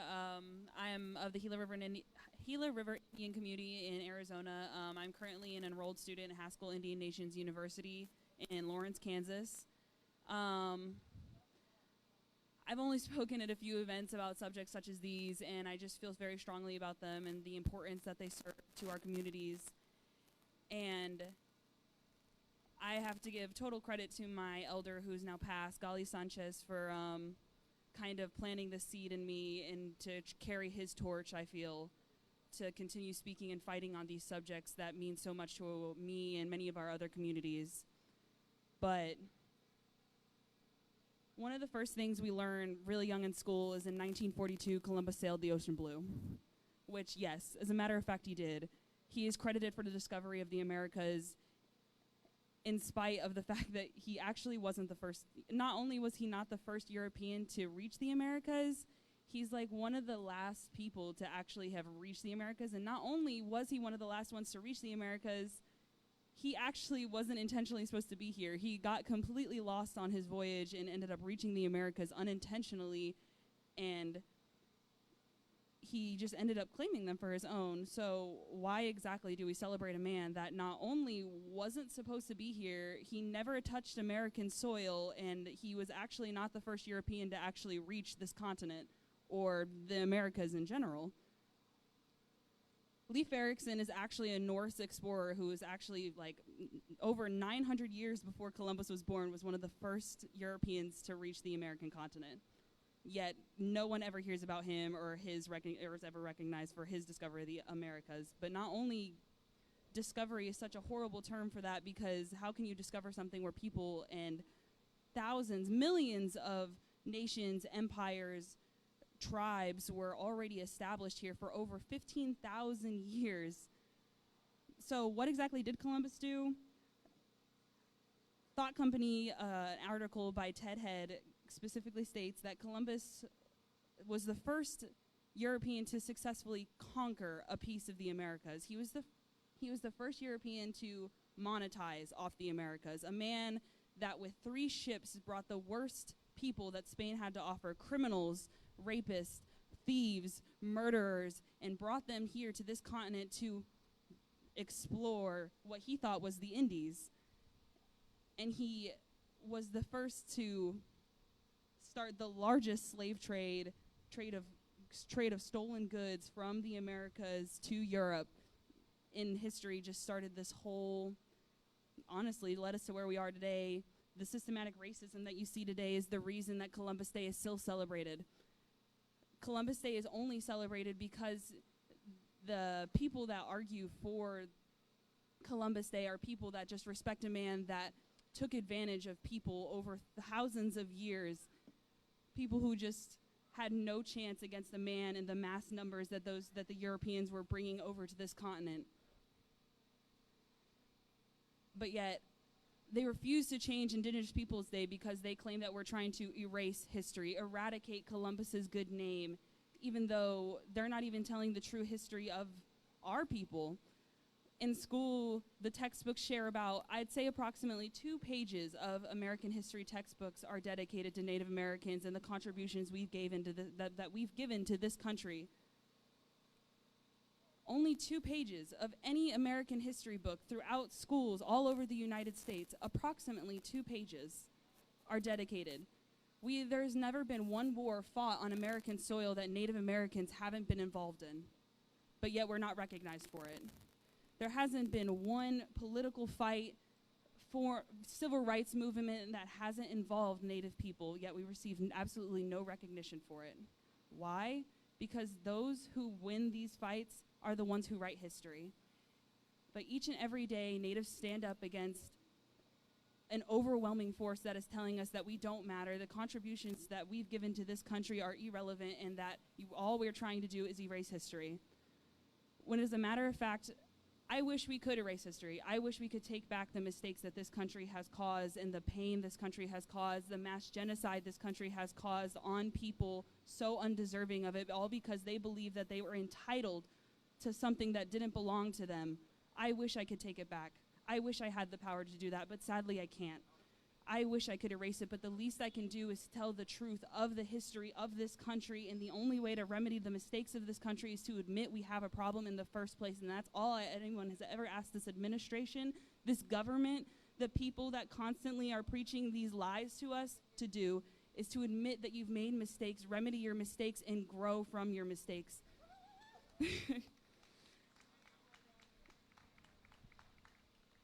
And sadly, it's sad that we've had to go so many years fighting this battle of just asking the people in charge of this nation to tell us that they've made mistakes, to remedy their mistakes, and bring justice to people that are just so deserving of it. Police brutality still lives. Police are constantly, the Black community and Native communities are the most oppressed by the police in any statistical minority, and no one ever talks about it. We're fighting a civil rights movement right now in this country and constantly being demoralized for it, called rioters, anarchists, when in matter of fact, we're just fighting for rights. Nothing more, nothing less. Nothing we've been doing for hundreds of thousands of years was fighting for rights of people, human beings, and all that we've constantly been told is that we're less than. That's all people say to us.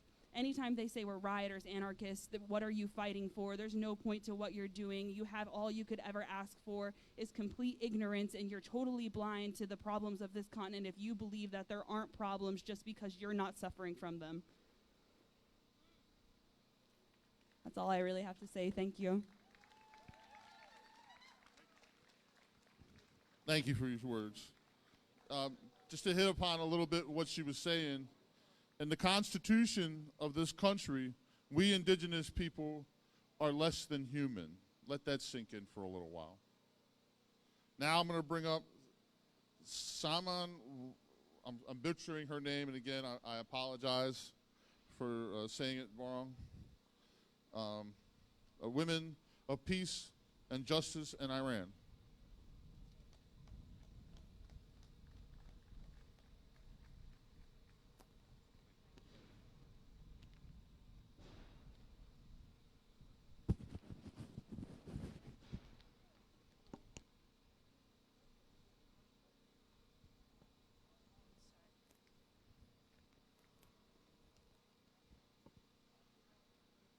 Good afternoon, sisters and brothers in a struggle. We are here today honoring the indigenous peoples of this land. Last week, the state of Virginia joined DC proclaiming this day the Indigenous Peoples Day. This is another symbolic victory for the people. However, we know that this is not a day of celebration, and it's not a day of lamentations of the oppression of the indigenous peoples by the European colonialists of the past and today's imperialism of the world headed by US government, especially the US ruling class. Today should be a new beginning in uniting all the oppressed people of this land the indigenous peoples, the African Americans, all people of color, and the poor and working people of all colors and ethnicities.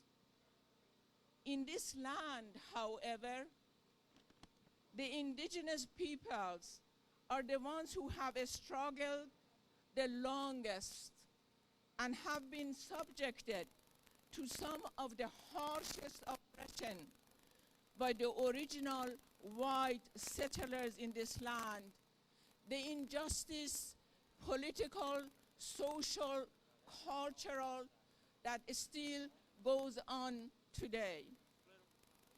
The settlers came with their ships and their guns. They brought blankets that were intentionally soaked in a smallpox virus. They plundered and massacred and brought mayhem to a mostly peaceful people who honored this earth. They came with their colonialist ideology, the practice of extreme exploitation of the land and the people. Andrew Jackson sent the Cherokees on the trail of tears. And today, we deserve the symbolic victory of wiping off his picture from the printed money and bringing down all of his statues. What we are really in need of in these perilous times of the rise of white supremacy and fascist ideology is to study the history of the revolutionary resistance, the organizations and the movement of the indigenous peoples of this land. We have to learn from the lessons of the victories and correct the mistakes. And we need to build a strong, disciplined organization based on revolutionary principles. This is the work of the young people of today. But it is important for the young people of today to throw off the yoke of individualism and the ideology of private property. While the ruling class promotes individualism and opposition to all forms of organizations of the oppressed people, from the unions to socialist and revolutionary parties, the ruling class themselves are organized in corporations, in their foundations with billions of dollars for propaganda. They're organized in their military, in their prisons, their security organizations, and their global financial organizations. The global ruling class has used their organizations in occupying the world, enslaving the workers, bringing misery and poverty to the people. They take away, usurp all the land and the water, and they bring total devastation to this earth. Nothing is more important in the struggle against the ruling class than the unity of the oppressed in disciplined organizations based on revolutionary principles, ready for the long march to protect humanity and this beautiful earth from the ravages of global capitalism and imperialism. Long live the solidarity of the oppressed people of this world. Thank you.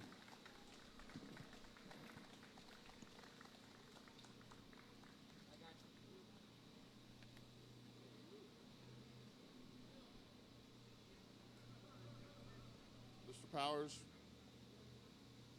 come on. Introduce yourself.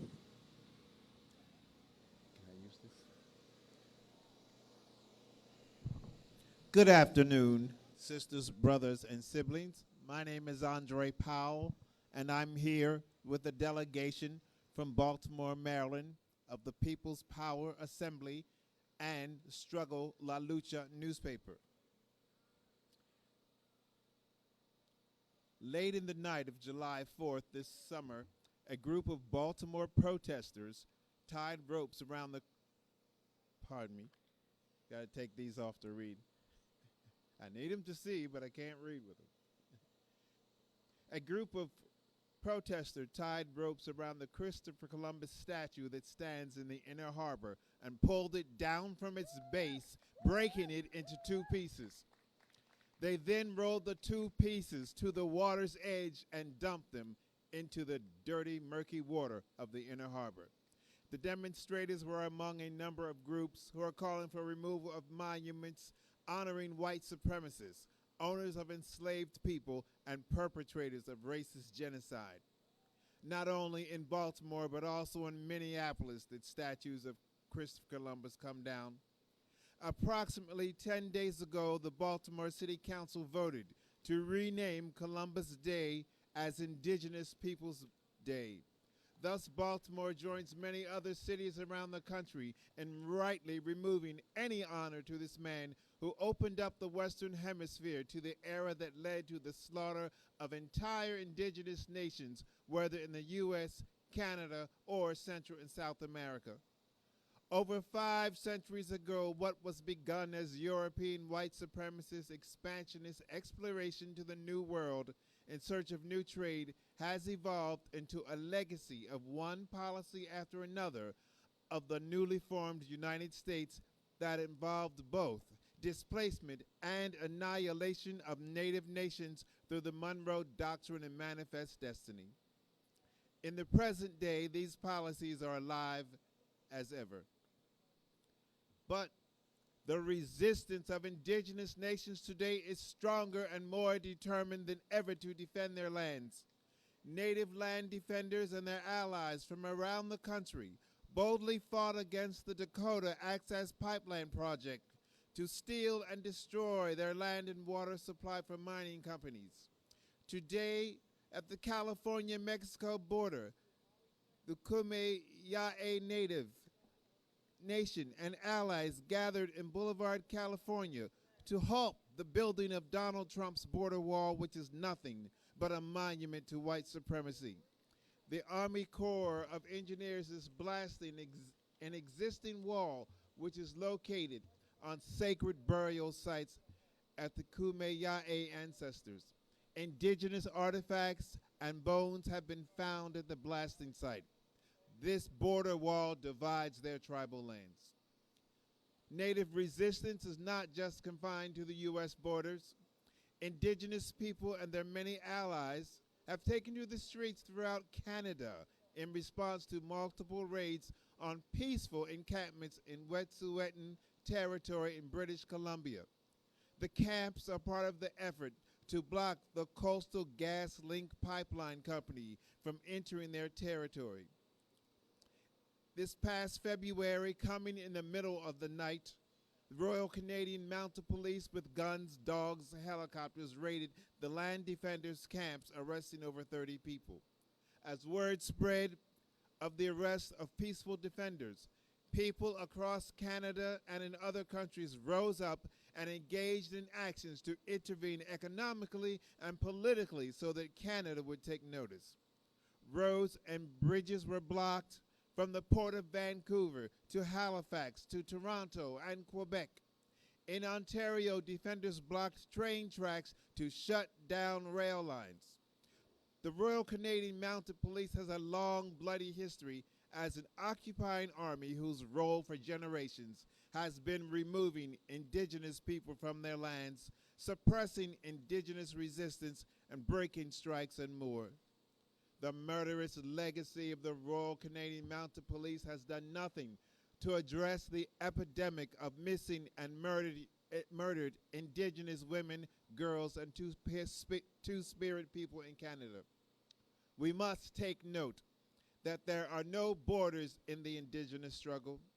We stand in solidarity with our Indigenous sisters, brothers, and siblings in those Central and South American countries whose right-wing governments have continuously murdered and attempted to suppress the legitimate voices of Indigenous sovereignty and self-determination. We call for the release of Leonard Peltier and many Indigenous heroes and sheroes who have been framed up and railroaded and remain languishing in the jails and prisons of this country. Their only crime is standing up to fight white supremacist policies targeting Indigenous communities. To hell with Columbus. Victory to all Indigenous nations all over the entire Western Hemisphere. Long live the fight for sovereignty and self-determination. Just as we demand reparations for the cruelty of slavery, we also demand reparations for the genocide, the stolen lands, and the thousands of broken treaties. Thank you.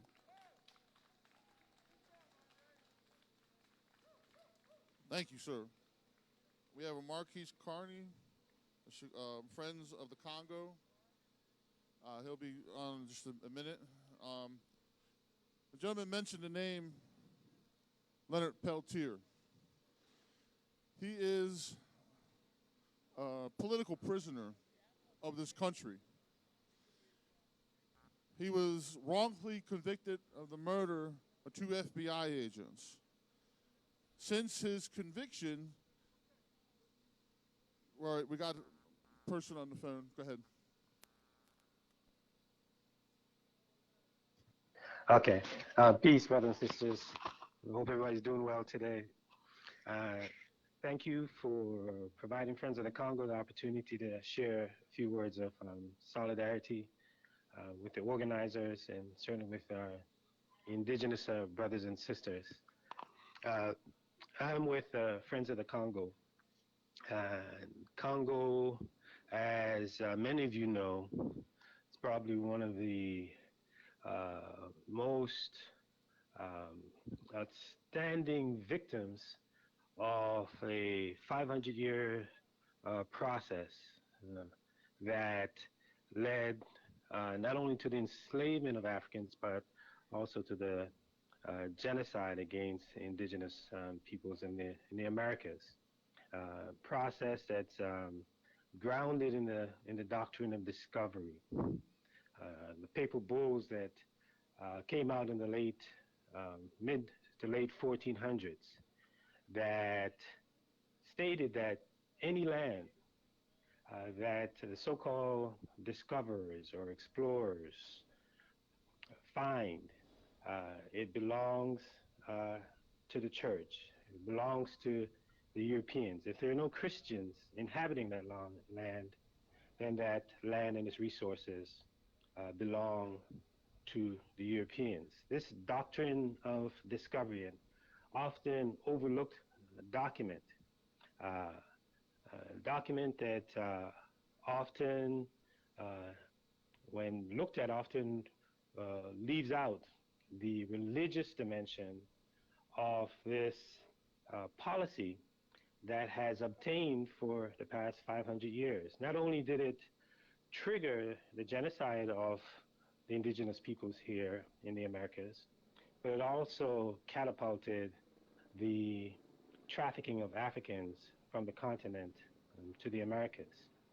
And it is very much present today in trade policies that we see, whether we're talking about the World Trade Organizations or any of the other multilateral institutions and their dealings with Indigenous people and people of the South.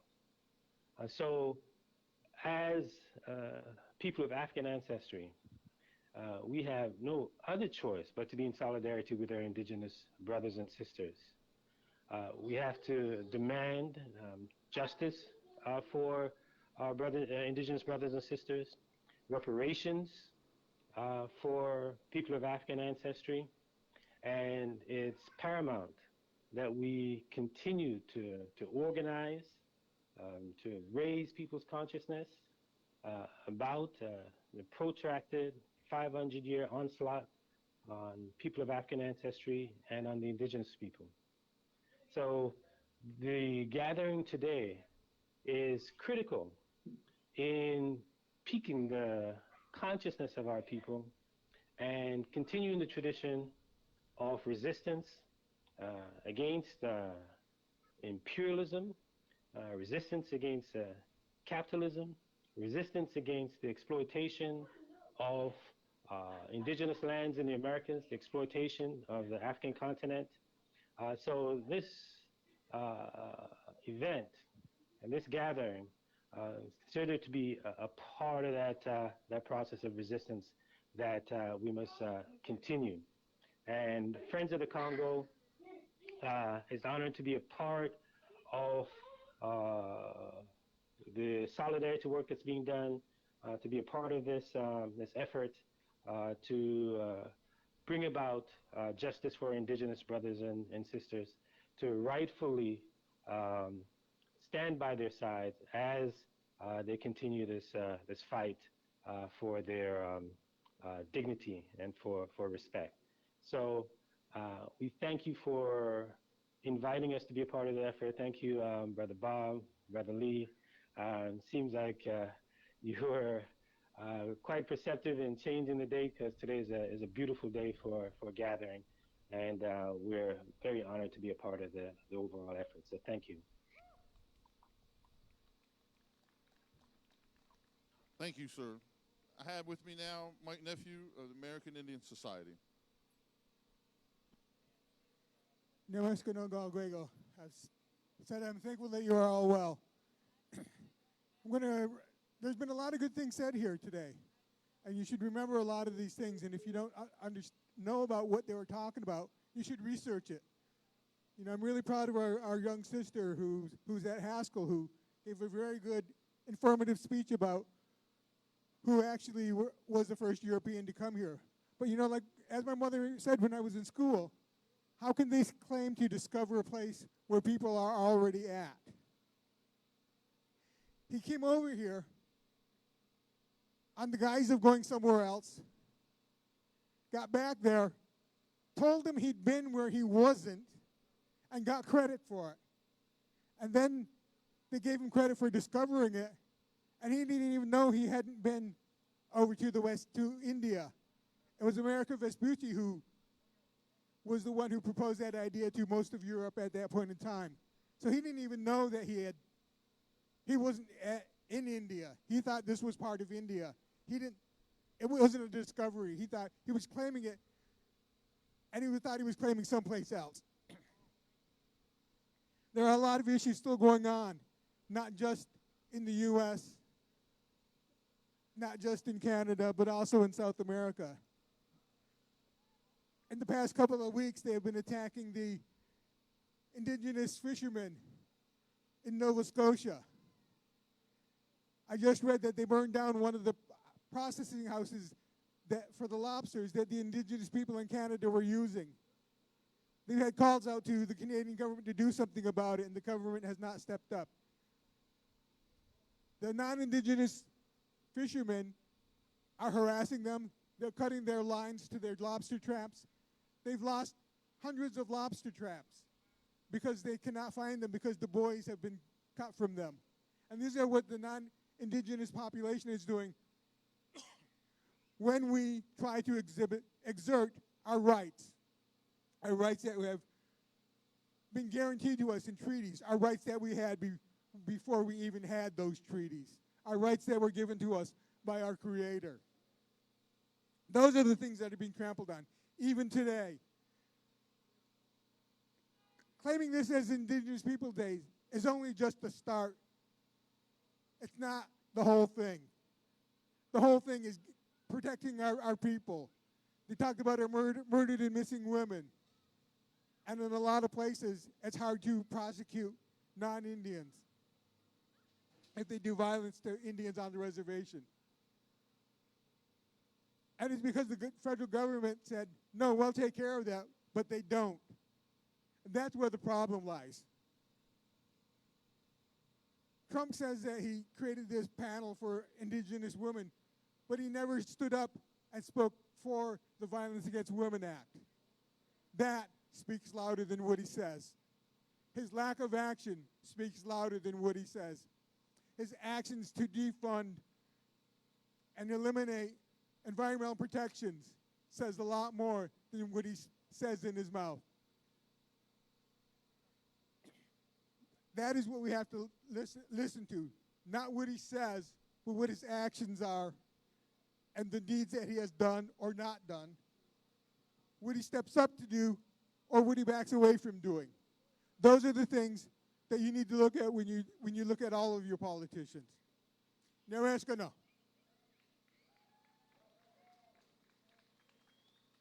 Thank you, Mike. We now have a gentleman that I know personally from AIM, Central Texas, American Indian Movement in Central Texas, David Ortiz. He's a good friend of mine, and he has some good words for us.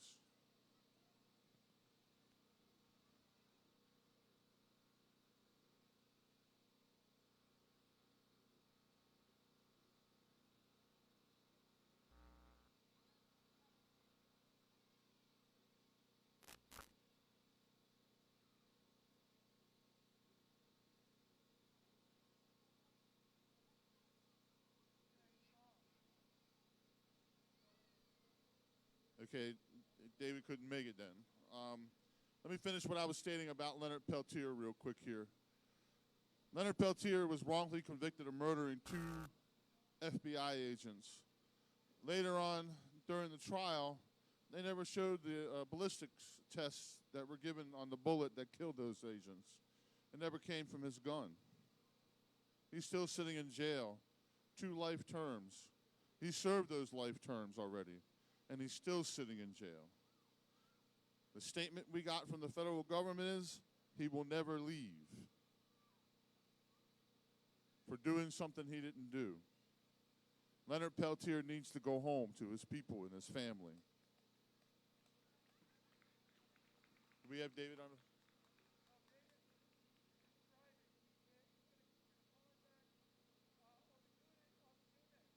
Okay, so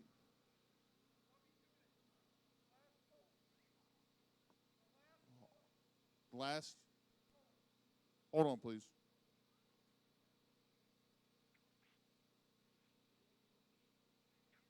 Okay. My name is Abiodun. Oyewole. I'm one of the founding members of the Last Poets, and we have been around for 50 years, and we're still going very strong. And my poem is entitled Reign of Terror, and I'm doing this because we're facing a lot of terror on a lot of levels besides the virus. We have a viral president who is like a human virus himself, and we also have social injustice going on, and money's not really doing very well right now, and black people have endured a lot. America's a terrorist, killing the natives of the land. Killing and stealing has always been America's master plan. To control the earth and everything on it, to divide and conquer is all they wanted. America's a terrorist, killing the buffalo that roam the plains. Killing and slaughtering animals was turned into a game, giving blankets contaminated with smallpox to the natives who were here, the beginning of germ warfare, the beginning of white fear. No respect for the land, the trees, or the air we breathe, and Christianity was an excuse to bring others to their knees. America's a terrorist where a slave system in place to take away the humanity of a darker race, put people in chains and beat them with whips, made them give up their names, those who survived the slave ships. America's a terrorist, chewing tobacco and eating swine, being mean and nasty to those who treated him kind. Take a pregnant black woman, cut her belly open, let the fetus fall out, stomp the baby in the ground to instill fear is what that was all about. Gang up on a black man, hang him from a tree, cut him down and set him on fire. for everyone to see. America's a terrorist with a howdy-doody grin and using the Bible to keep others in check while America commits all the sin. Thou shalt not kill. That's not part of the American dream because the kill is a thrill they love to show on your TV screen. Romance a gun just for fun. Drop a bomb just for charm. This is the American way. And all this talk about equality, justice, and peace, spewing out the mouths of these governmental beasts. Every time blacks tried to find a way to do for self, the American terrorist wasn't having it, and fear is all black folks felt.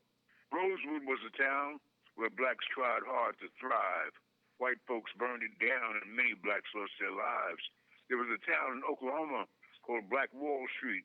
Blacks at homes banked lots of money and stood strong on their own 2 feet.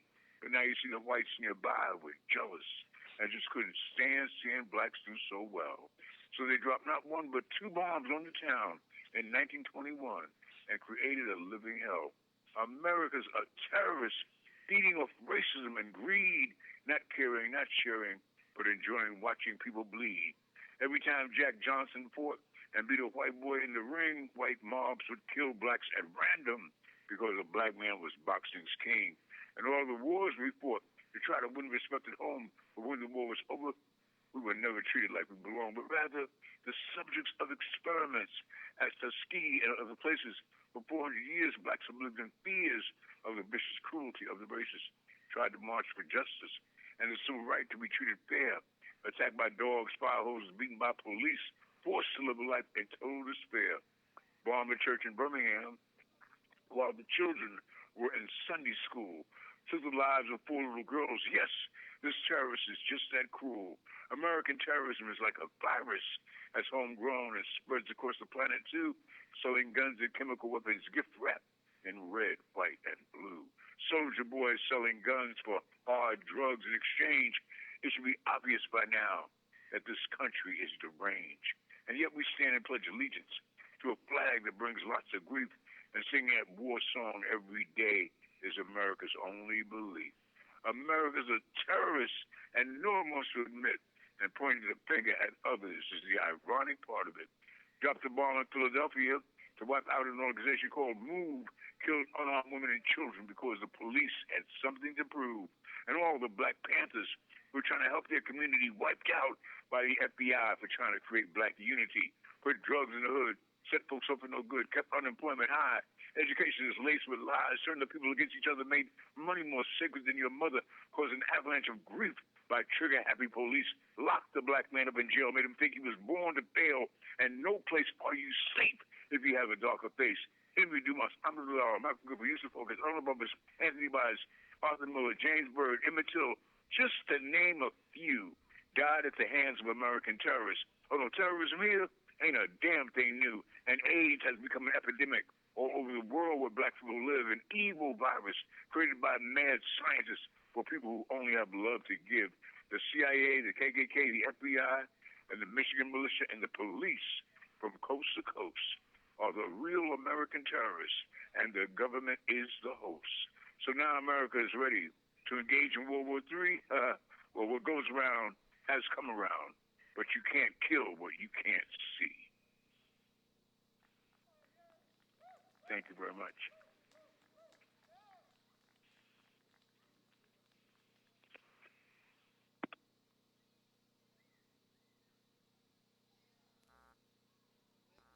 For your words. We now are going to have Wooten. Okay. And we're going to go in a few minutes on the phone here.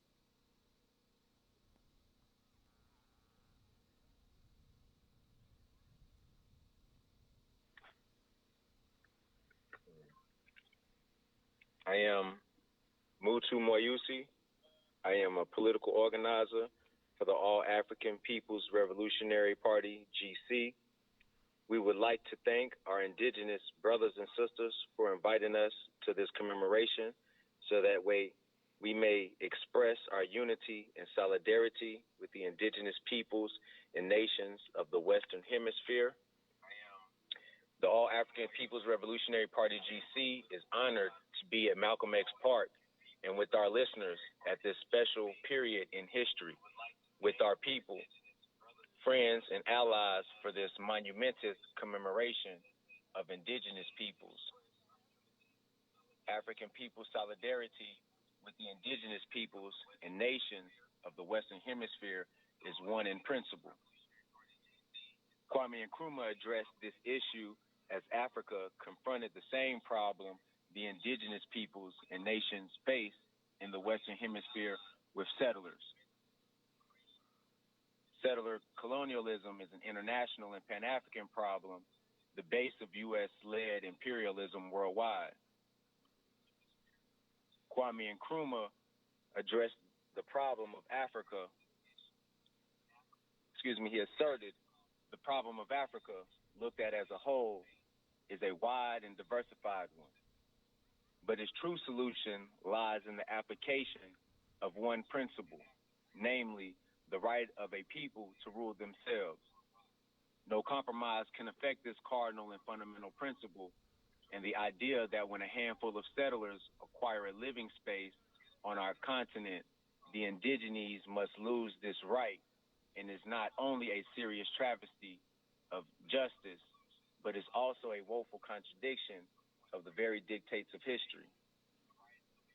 The A-APRP-GC states indisputably, there can be no political integrity or peace in the Western Hemisphere without the objective resolution of the land question and the emancipation of all indigenous peoples and nations. History has recorded that the founding of the United States of America and other countries in the Western Hemisphere were born out of land theft and genocide committed against the indigenous peoples and nations in North, Central, and South America and the Caribbean. European military and armed settlers were primary implements of genocide used by the U.S. and other European governments for the colonization of the Western Hemisphere. The founding fathers, in establishing the United States of America, created a racist and murderous apartheid state. It was the USA that became and is the international imperialist model for the establishment and institutionalization of settler colonial racist apartheid states worldwide. These barbaric crimes against our indigenous brothers and sisters in the Western Hemisphere demand condemnation and protest.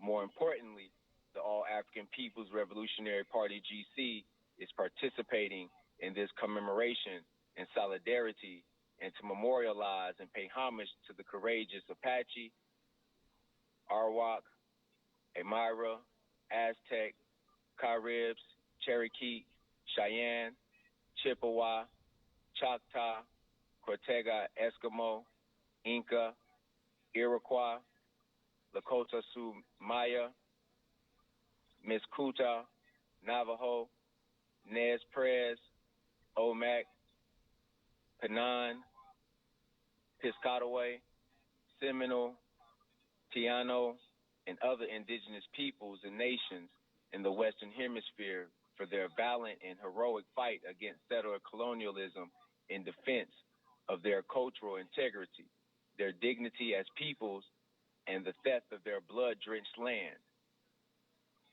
History has recorded that Africa's trade, cultural exchange, and political relationship with the indigenous peoples and nations of the Western Hemisphere predates Columbus. Africa's first contact with the indigenous peoples and nations of the Western Hemisphere did not come through Europe, but directly from Africa. But with settler colonial oppression and exploitation, the nature of African and indigenous peoples' relationship qualitatively changed. Resistance, rebellion, and revolution brought a new character to this relationship.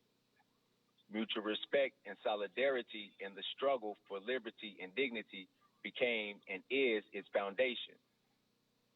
The A-APRP-GC continues, inherits, and advances this tradition laid before us by our progressive and revolutionary ancestors, and the relations established with our indigenous sisters and brothers forged in the crucible of anti-colonial and anti-racist struggles.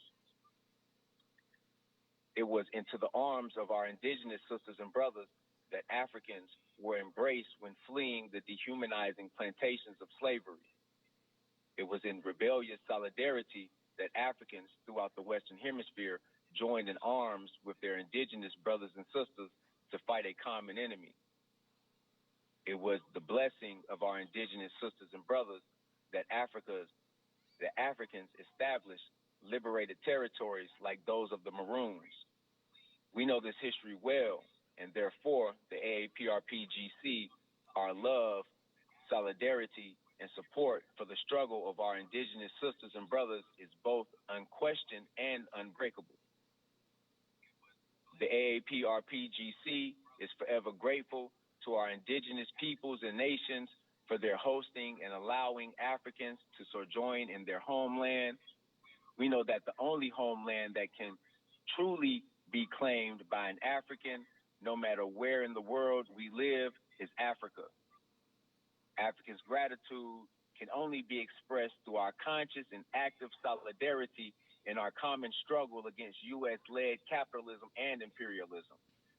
We are asking all Africans to join the A-APRP-GC so that you can help us increase our capacity to contribute to the fight to emancipate the indigenous peoples and nations of the Western Hemisphere, but also to all peoples and nations who are victims of settler colonialism.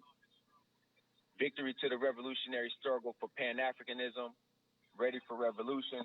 The victory is for us, the All African People's Revolutionary Party, GC. We thank you. Thank you for your words, sir. I have a young lady here that's going to speak upon Leonard Peltier and his situation. Introduce yourself. Hey, good afternoon, everyone. My name is T. Carter, and I am one of Leonard Peltier's paralegals. I come to you today to say, free Peltier! Free Peltier! I want you to know, we want to let you know that we need you to help today, because Leonard needs to know we have not forgotten him.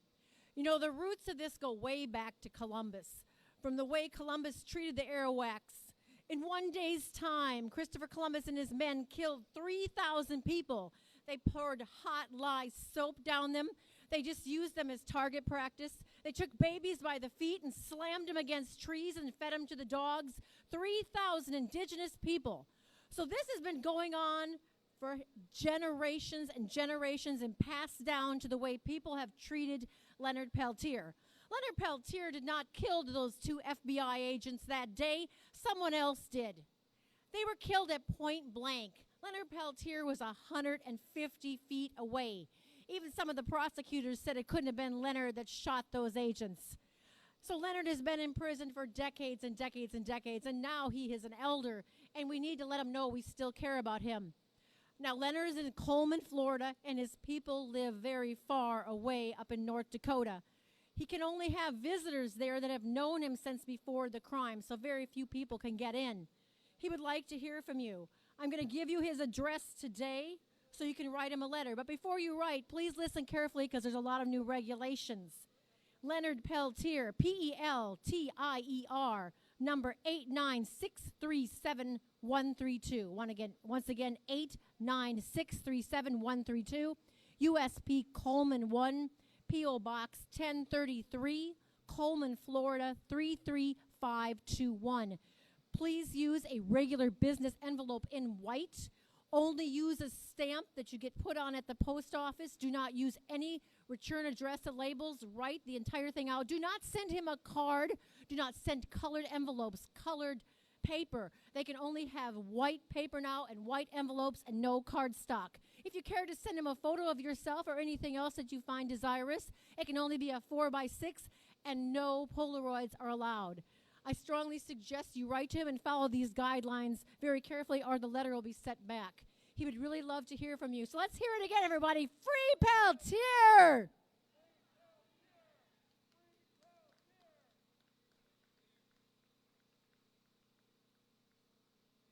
Thank you for those words. We have Sister Empire Phil Corone from the Million Women's March. Sorry for butchering your name.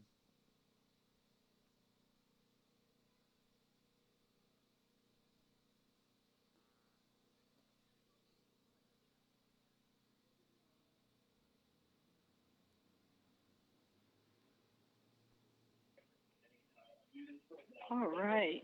Greetings to everyone.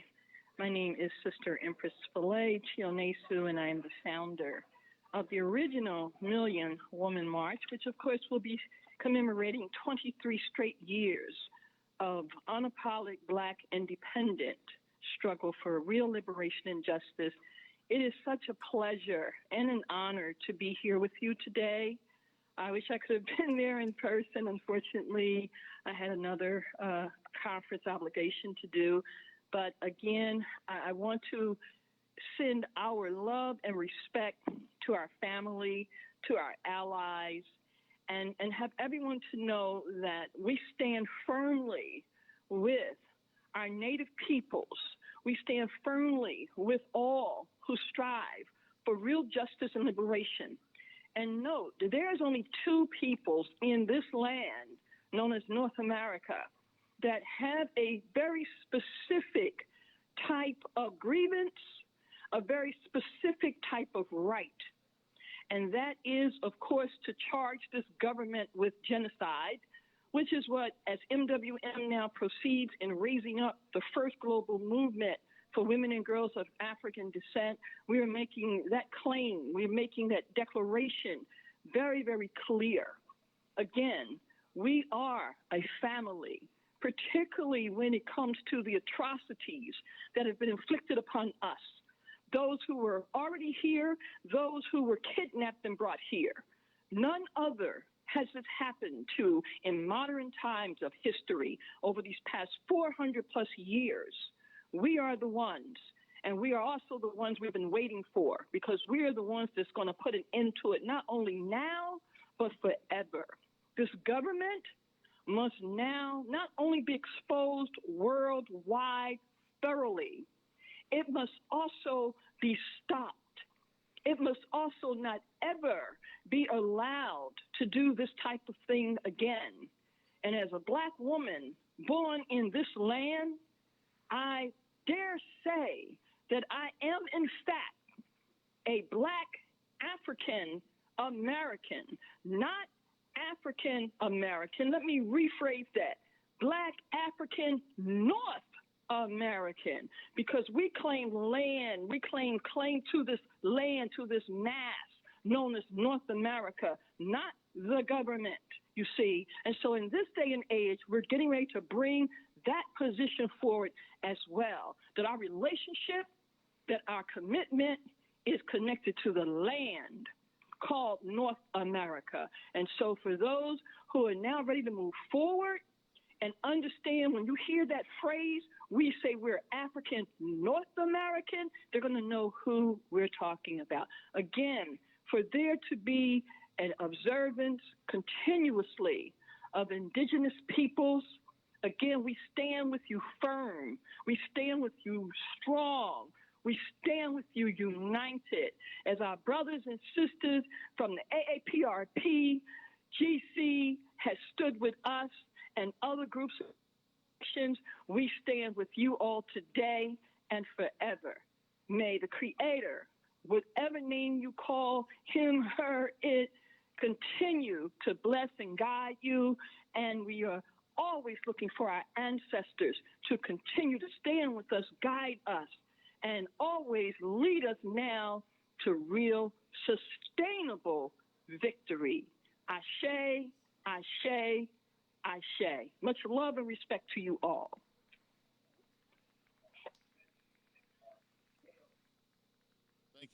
Thank you for your words.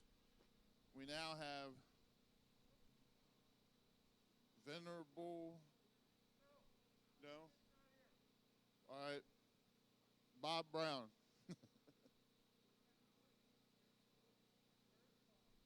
Where's Bob? Hello, Bob. Okay. while they're getting Bob.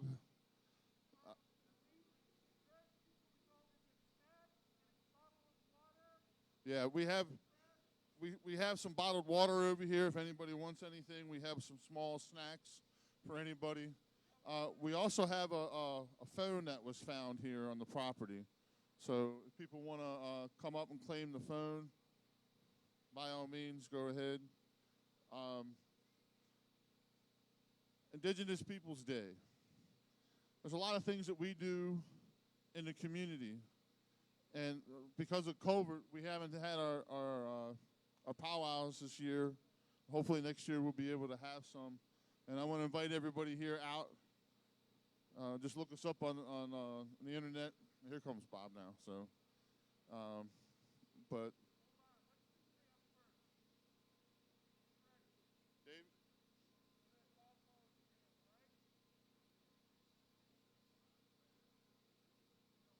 Hold on a minute.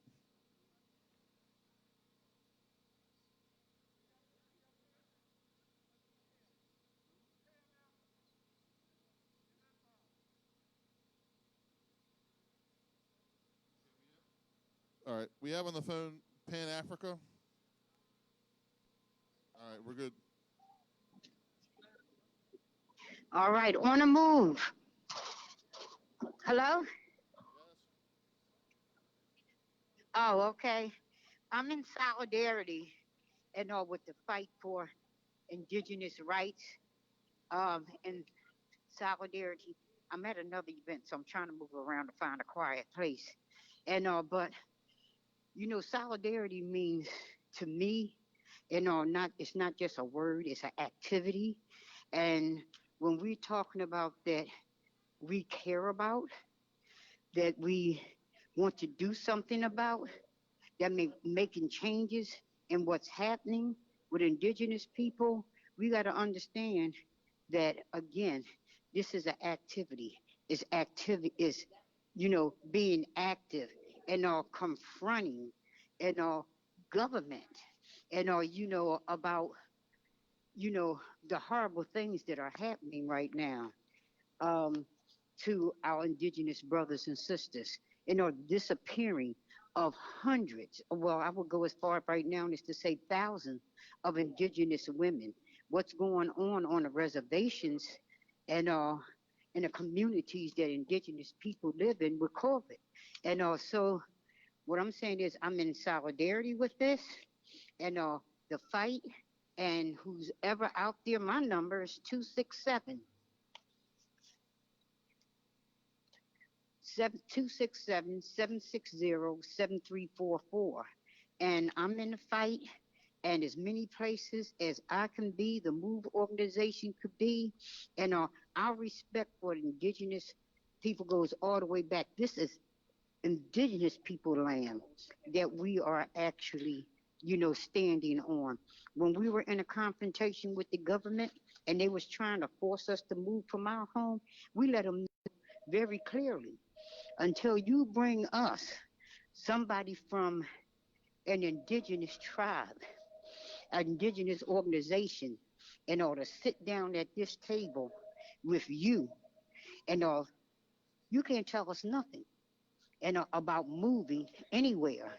And so that's the respect that we have. And I'm talking about we was in an armed confrontation, and they wanted to talk with us, and not without indigenous people right there at this table. This is who we respect. In fact, we told them we didn't need to talk with them at all. So, when you're in solidarity with, and this is the land of indigenous people, and we must act that way.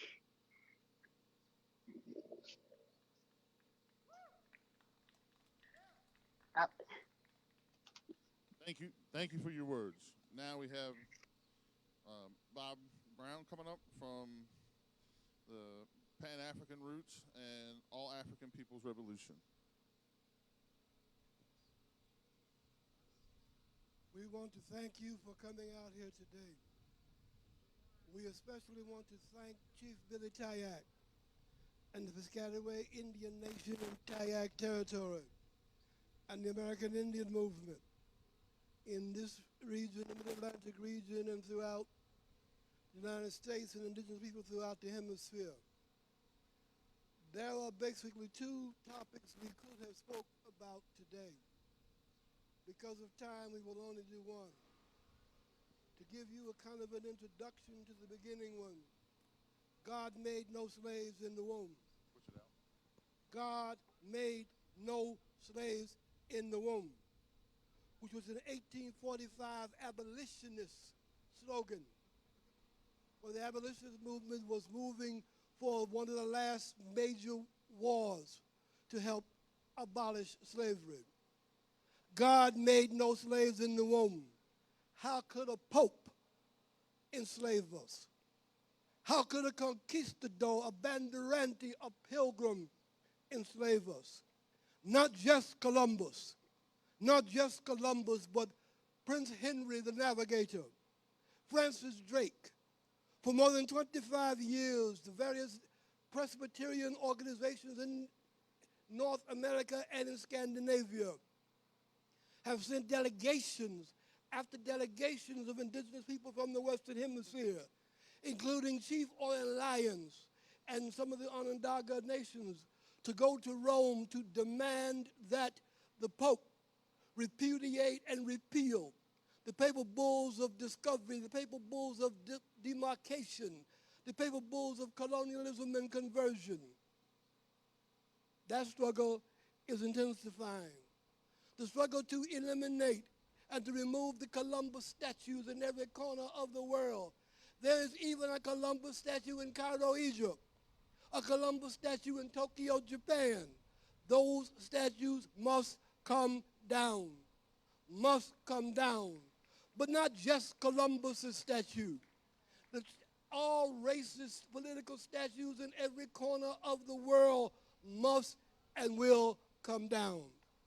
We're writing a book about this.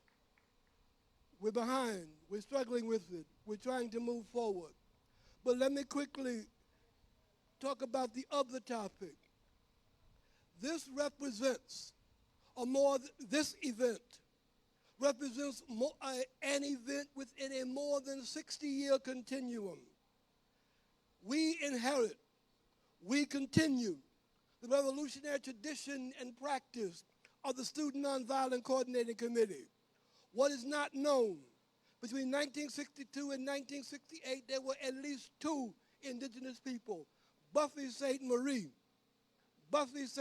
one of the biggest indigenous entertainers and folk singers in the history, and a man named Hunter Bear, whose family goes back to the Haymarket struggles and whatnot.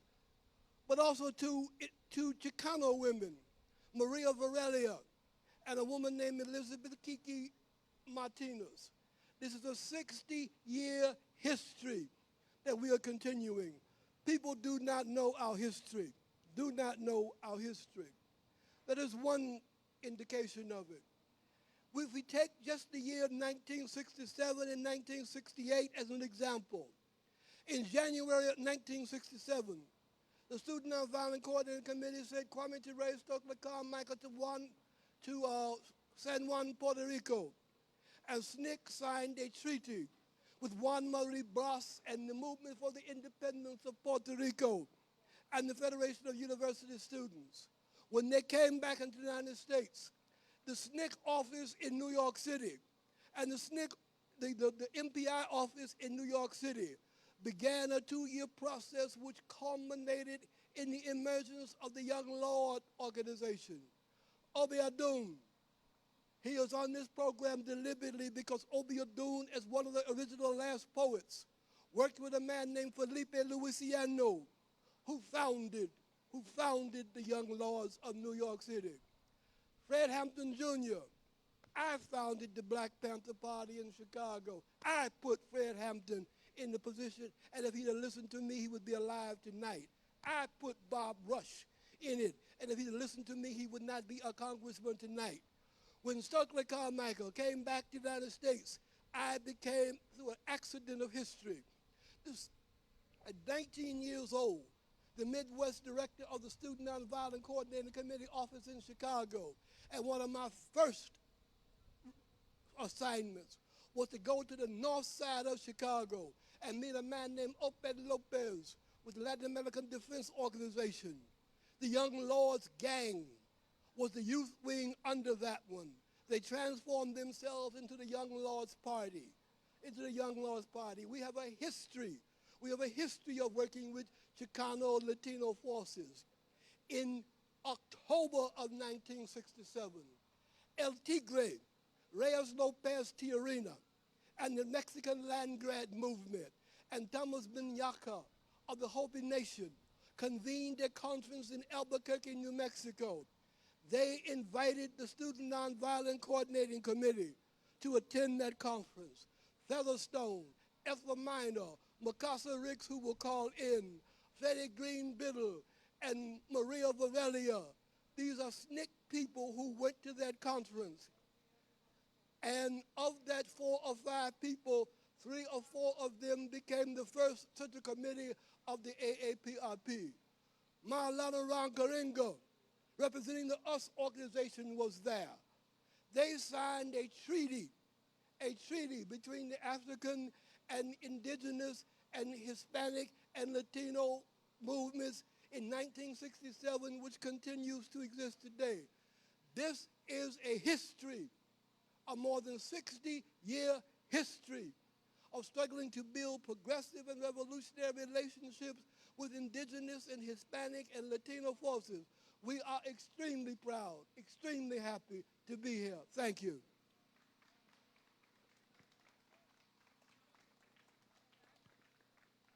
Thank you, sir.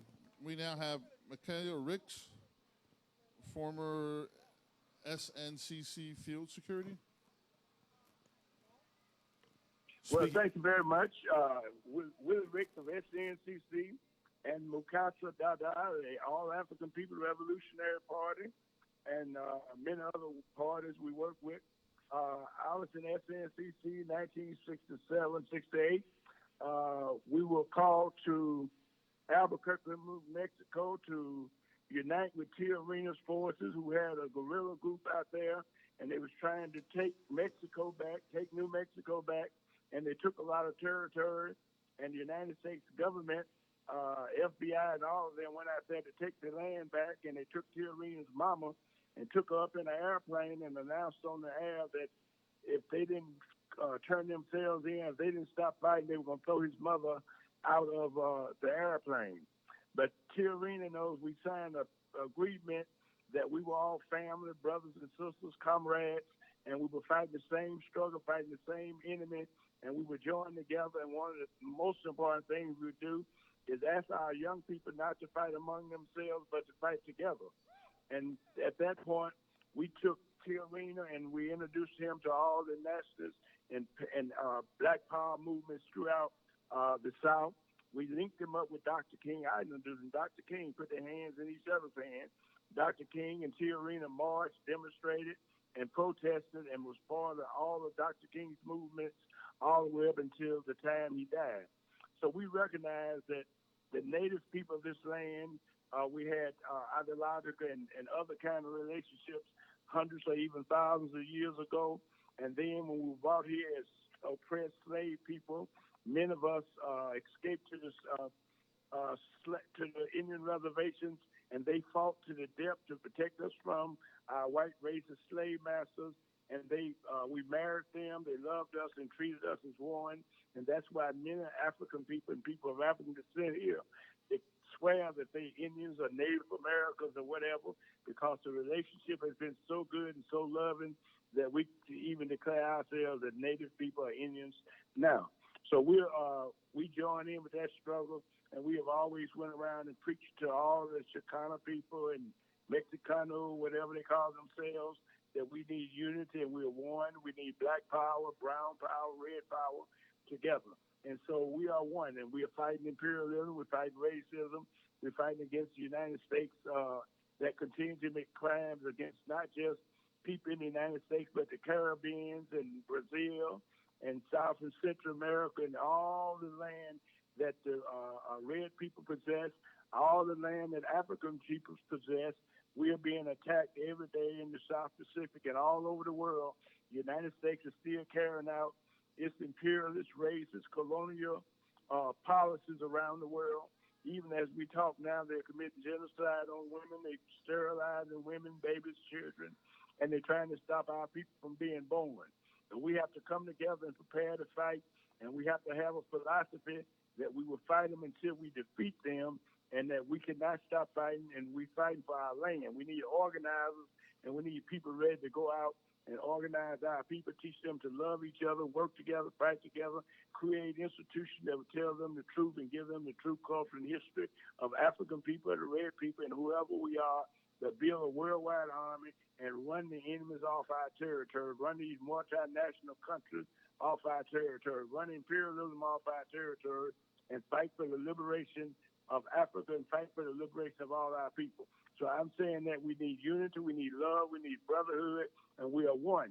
And we must make it clear we will fight the enemies who have invaded our land, who continue to build armies on our land and oppress our people and kill our people, and even use our people to kill us and murder us, neo-colonialism all over the world. We want the African people and the revolutionaries and the native people and the Chicana people know that we will fight imperialism until it's dead.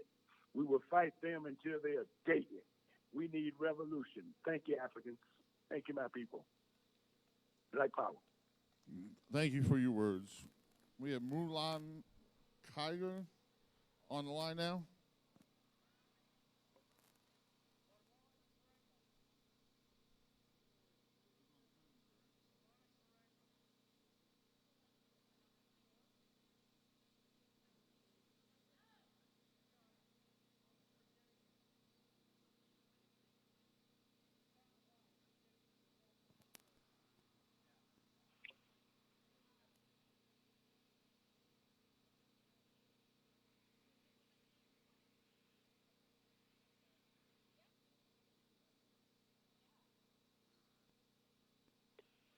Habari Gani. This is Dr. Maulana Karenga. I'm chair of the organization US and the National Association of Kawaida Organizations. On behalf of our organization US and its members, we send you warm greetings of deep solidarity and continuing struggle. But we know that in the context of a pathology of white supremacy and racist oppression, there is no effective remedy except resistance. No strategy worthy of its name that does not stress and foreground struggle. And there's no way forward except to cross the blood-stained battlefield for a new world and a new way forward for humankind. We join all the life-respecting, dignity-affirming, and freedom-loving peoples in the world in standing in active solidarity with the Native American and indigenous people in their efforts to eliminate Columbus Day and establish Indigenous Peoples Day as an ongoing act of remembrance, reaffirmation, and resistance.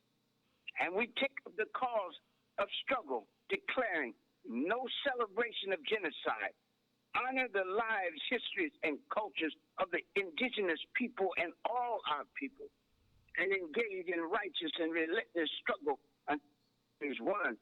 And there is a radical reconception and reconstruction of this society.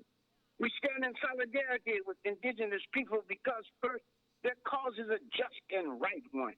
And we affirm, as always, that the U.S. would never be a just and good society until it comes to terms with the rightful claims of Native American people in this country.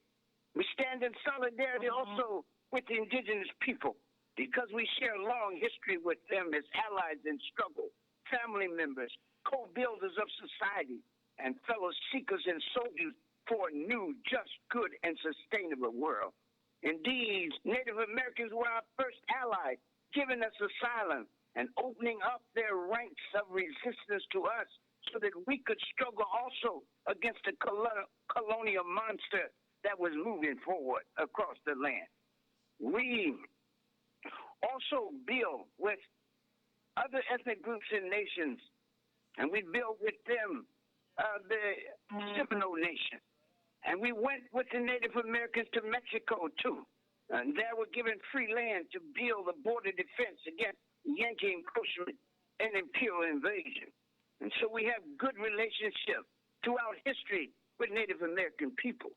In the 60s, our organization, us, SNCC, and the Black Congress and other black organizations went to sign a treaty of peace, harmony, and mutual assistance with black, brown, and red people, with Race Tijerina of the Alianza Federal de Pueblos Libres, with Thomas Banyaka, prophetic messenger of the Hopi Nation, and others. For we knew then as now that in unity there is an increased strength for struggle and for building the good world we all want and deserve to live in.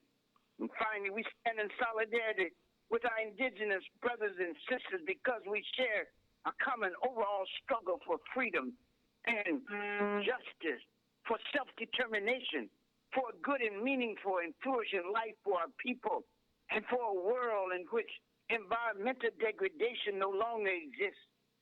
A world in which the water runs clear, the air breathes clear. The water runs clean, the air breathes clear, and the soil is rich and unruined, and there is abundance in the land for everyone. Today, we of us reaffirm our commitment to unity and struggle, operational unity, unity and diversity, and unity for common good. And we call on all oppressed and struggling and progressive people to continue the struggle. Keep the faith, hold the line, love our people and each other, seek and speak truth, do and demand justice, be constantly concerned with the well-being of the world and all in it, and dare help rebuild an overarching and inclusive movement that prefigures and makes possible the good world we all want and deserve to live in. For indeed, this is our duty, to know our past and honor it, to engage our present and improve it, and to imagine a whole new world and to forge it in the most ethical, effective, and expansive ways. Hotep, Ashe, Hedi. Thank you for your words. Akbar Muhammad is going to be on the phone next. 2009. Thank you.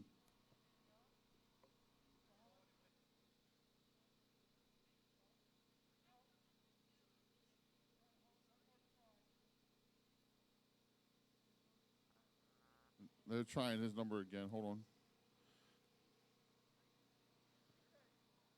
All right, here we go. Akbar Muhammad.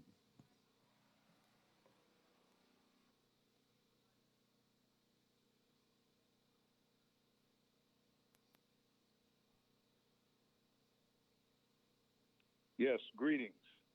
My name is Akbar Muhammad, International Representative of the Nation of Islam and the Honorable Minister Louis Farrakhan. I bring warm greetings from Minister Farrakhan on your Indigenous Peoples Day celebration. We thank the AAPRP, who always keeps us informed and in the mix and champion the struggle of the indigenous people. We would like to say that in this great hour of struggle, we must pass the legacy of this struggle on. We must not let it die. We must not let it wither.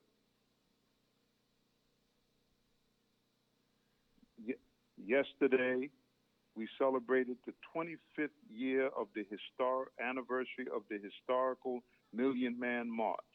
The Native Americans, the indigenous people of this land, joined us from every corner of America and outside of America. We must support the land back movement. We must get our land back. We must support those who are struggling against the Northwest Pipeline. We must support the nation in Canada of our people. We must not let the enemies of our struggle as a people divide us. We must help liberate our brothers and sisters in the prisons and the jails across America.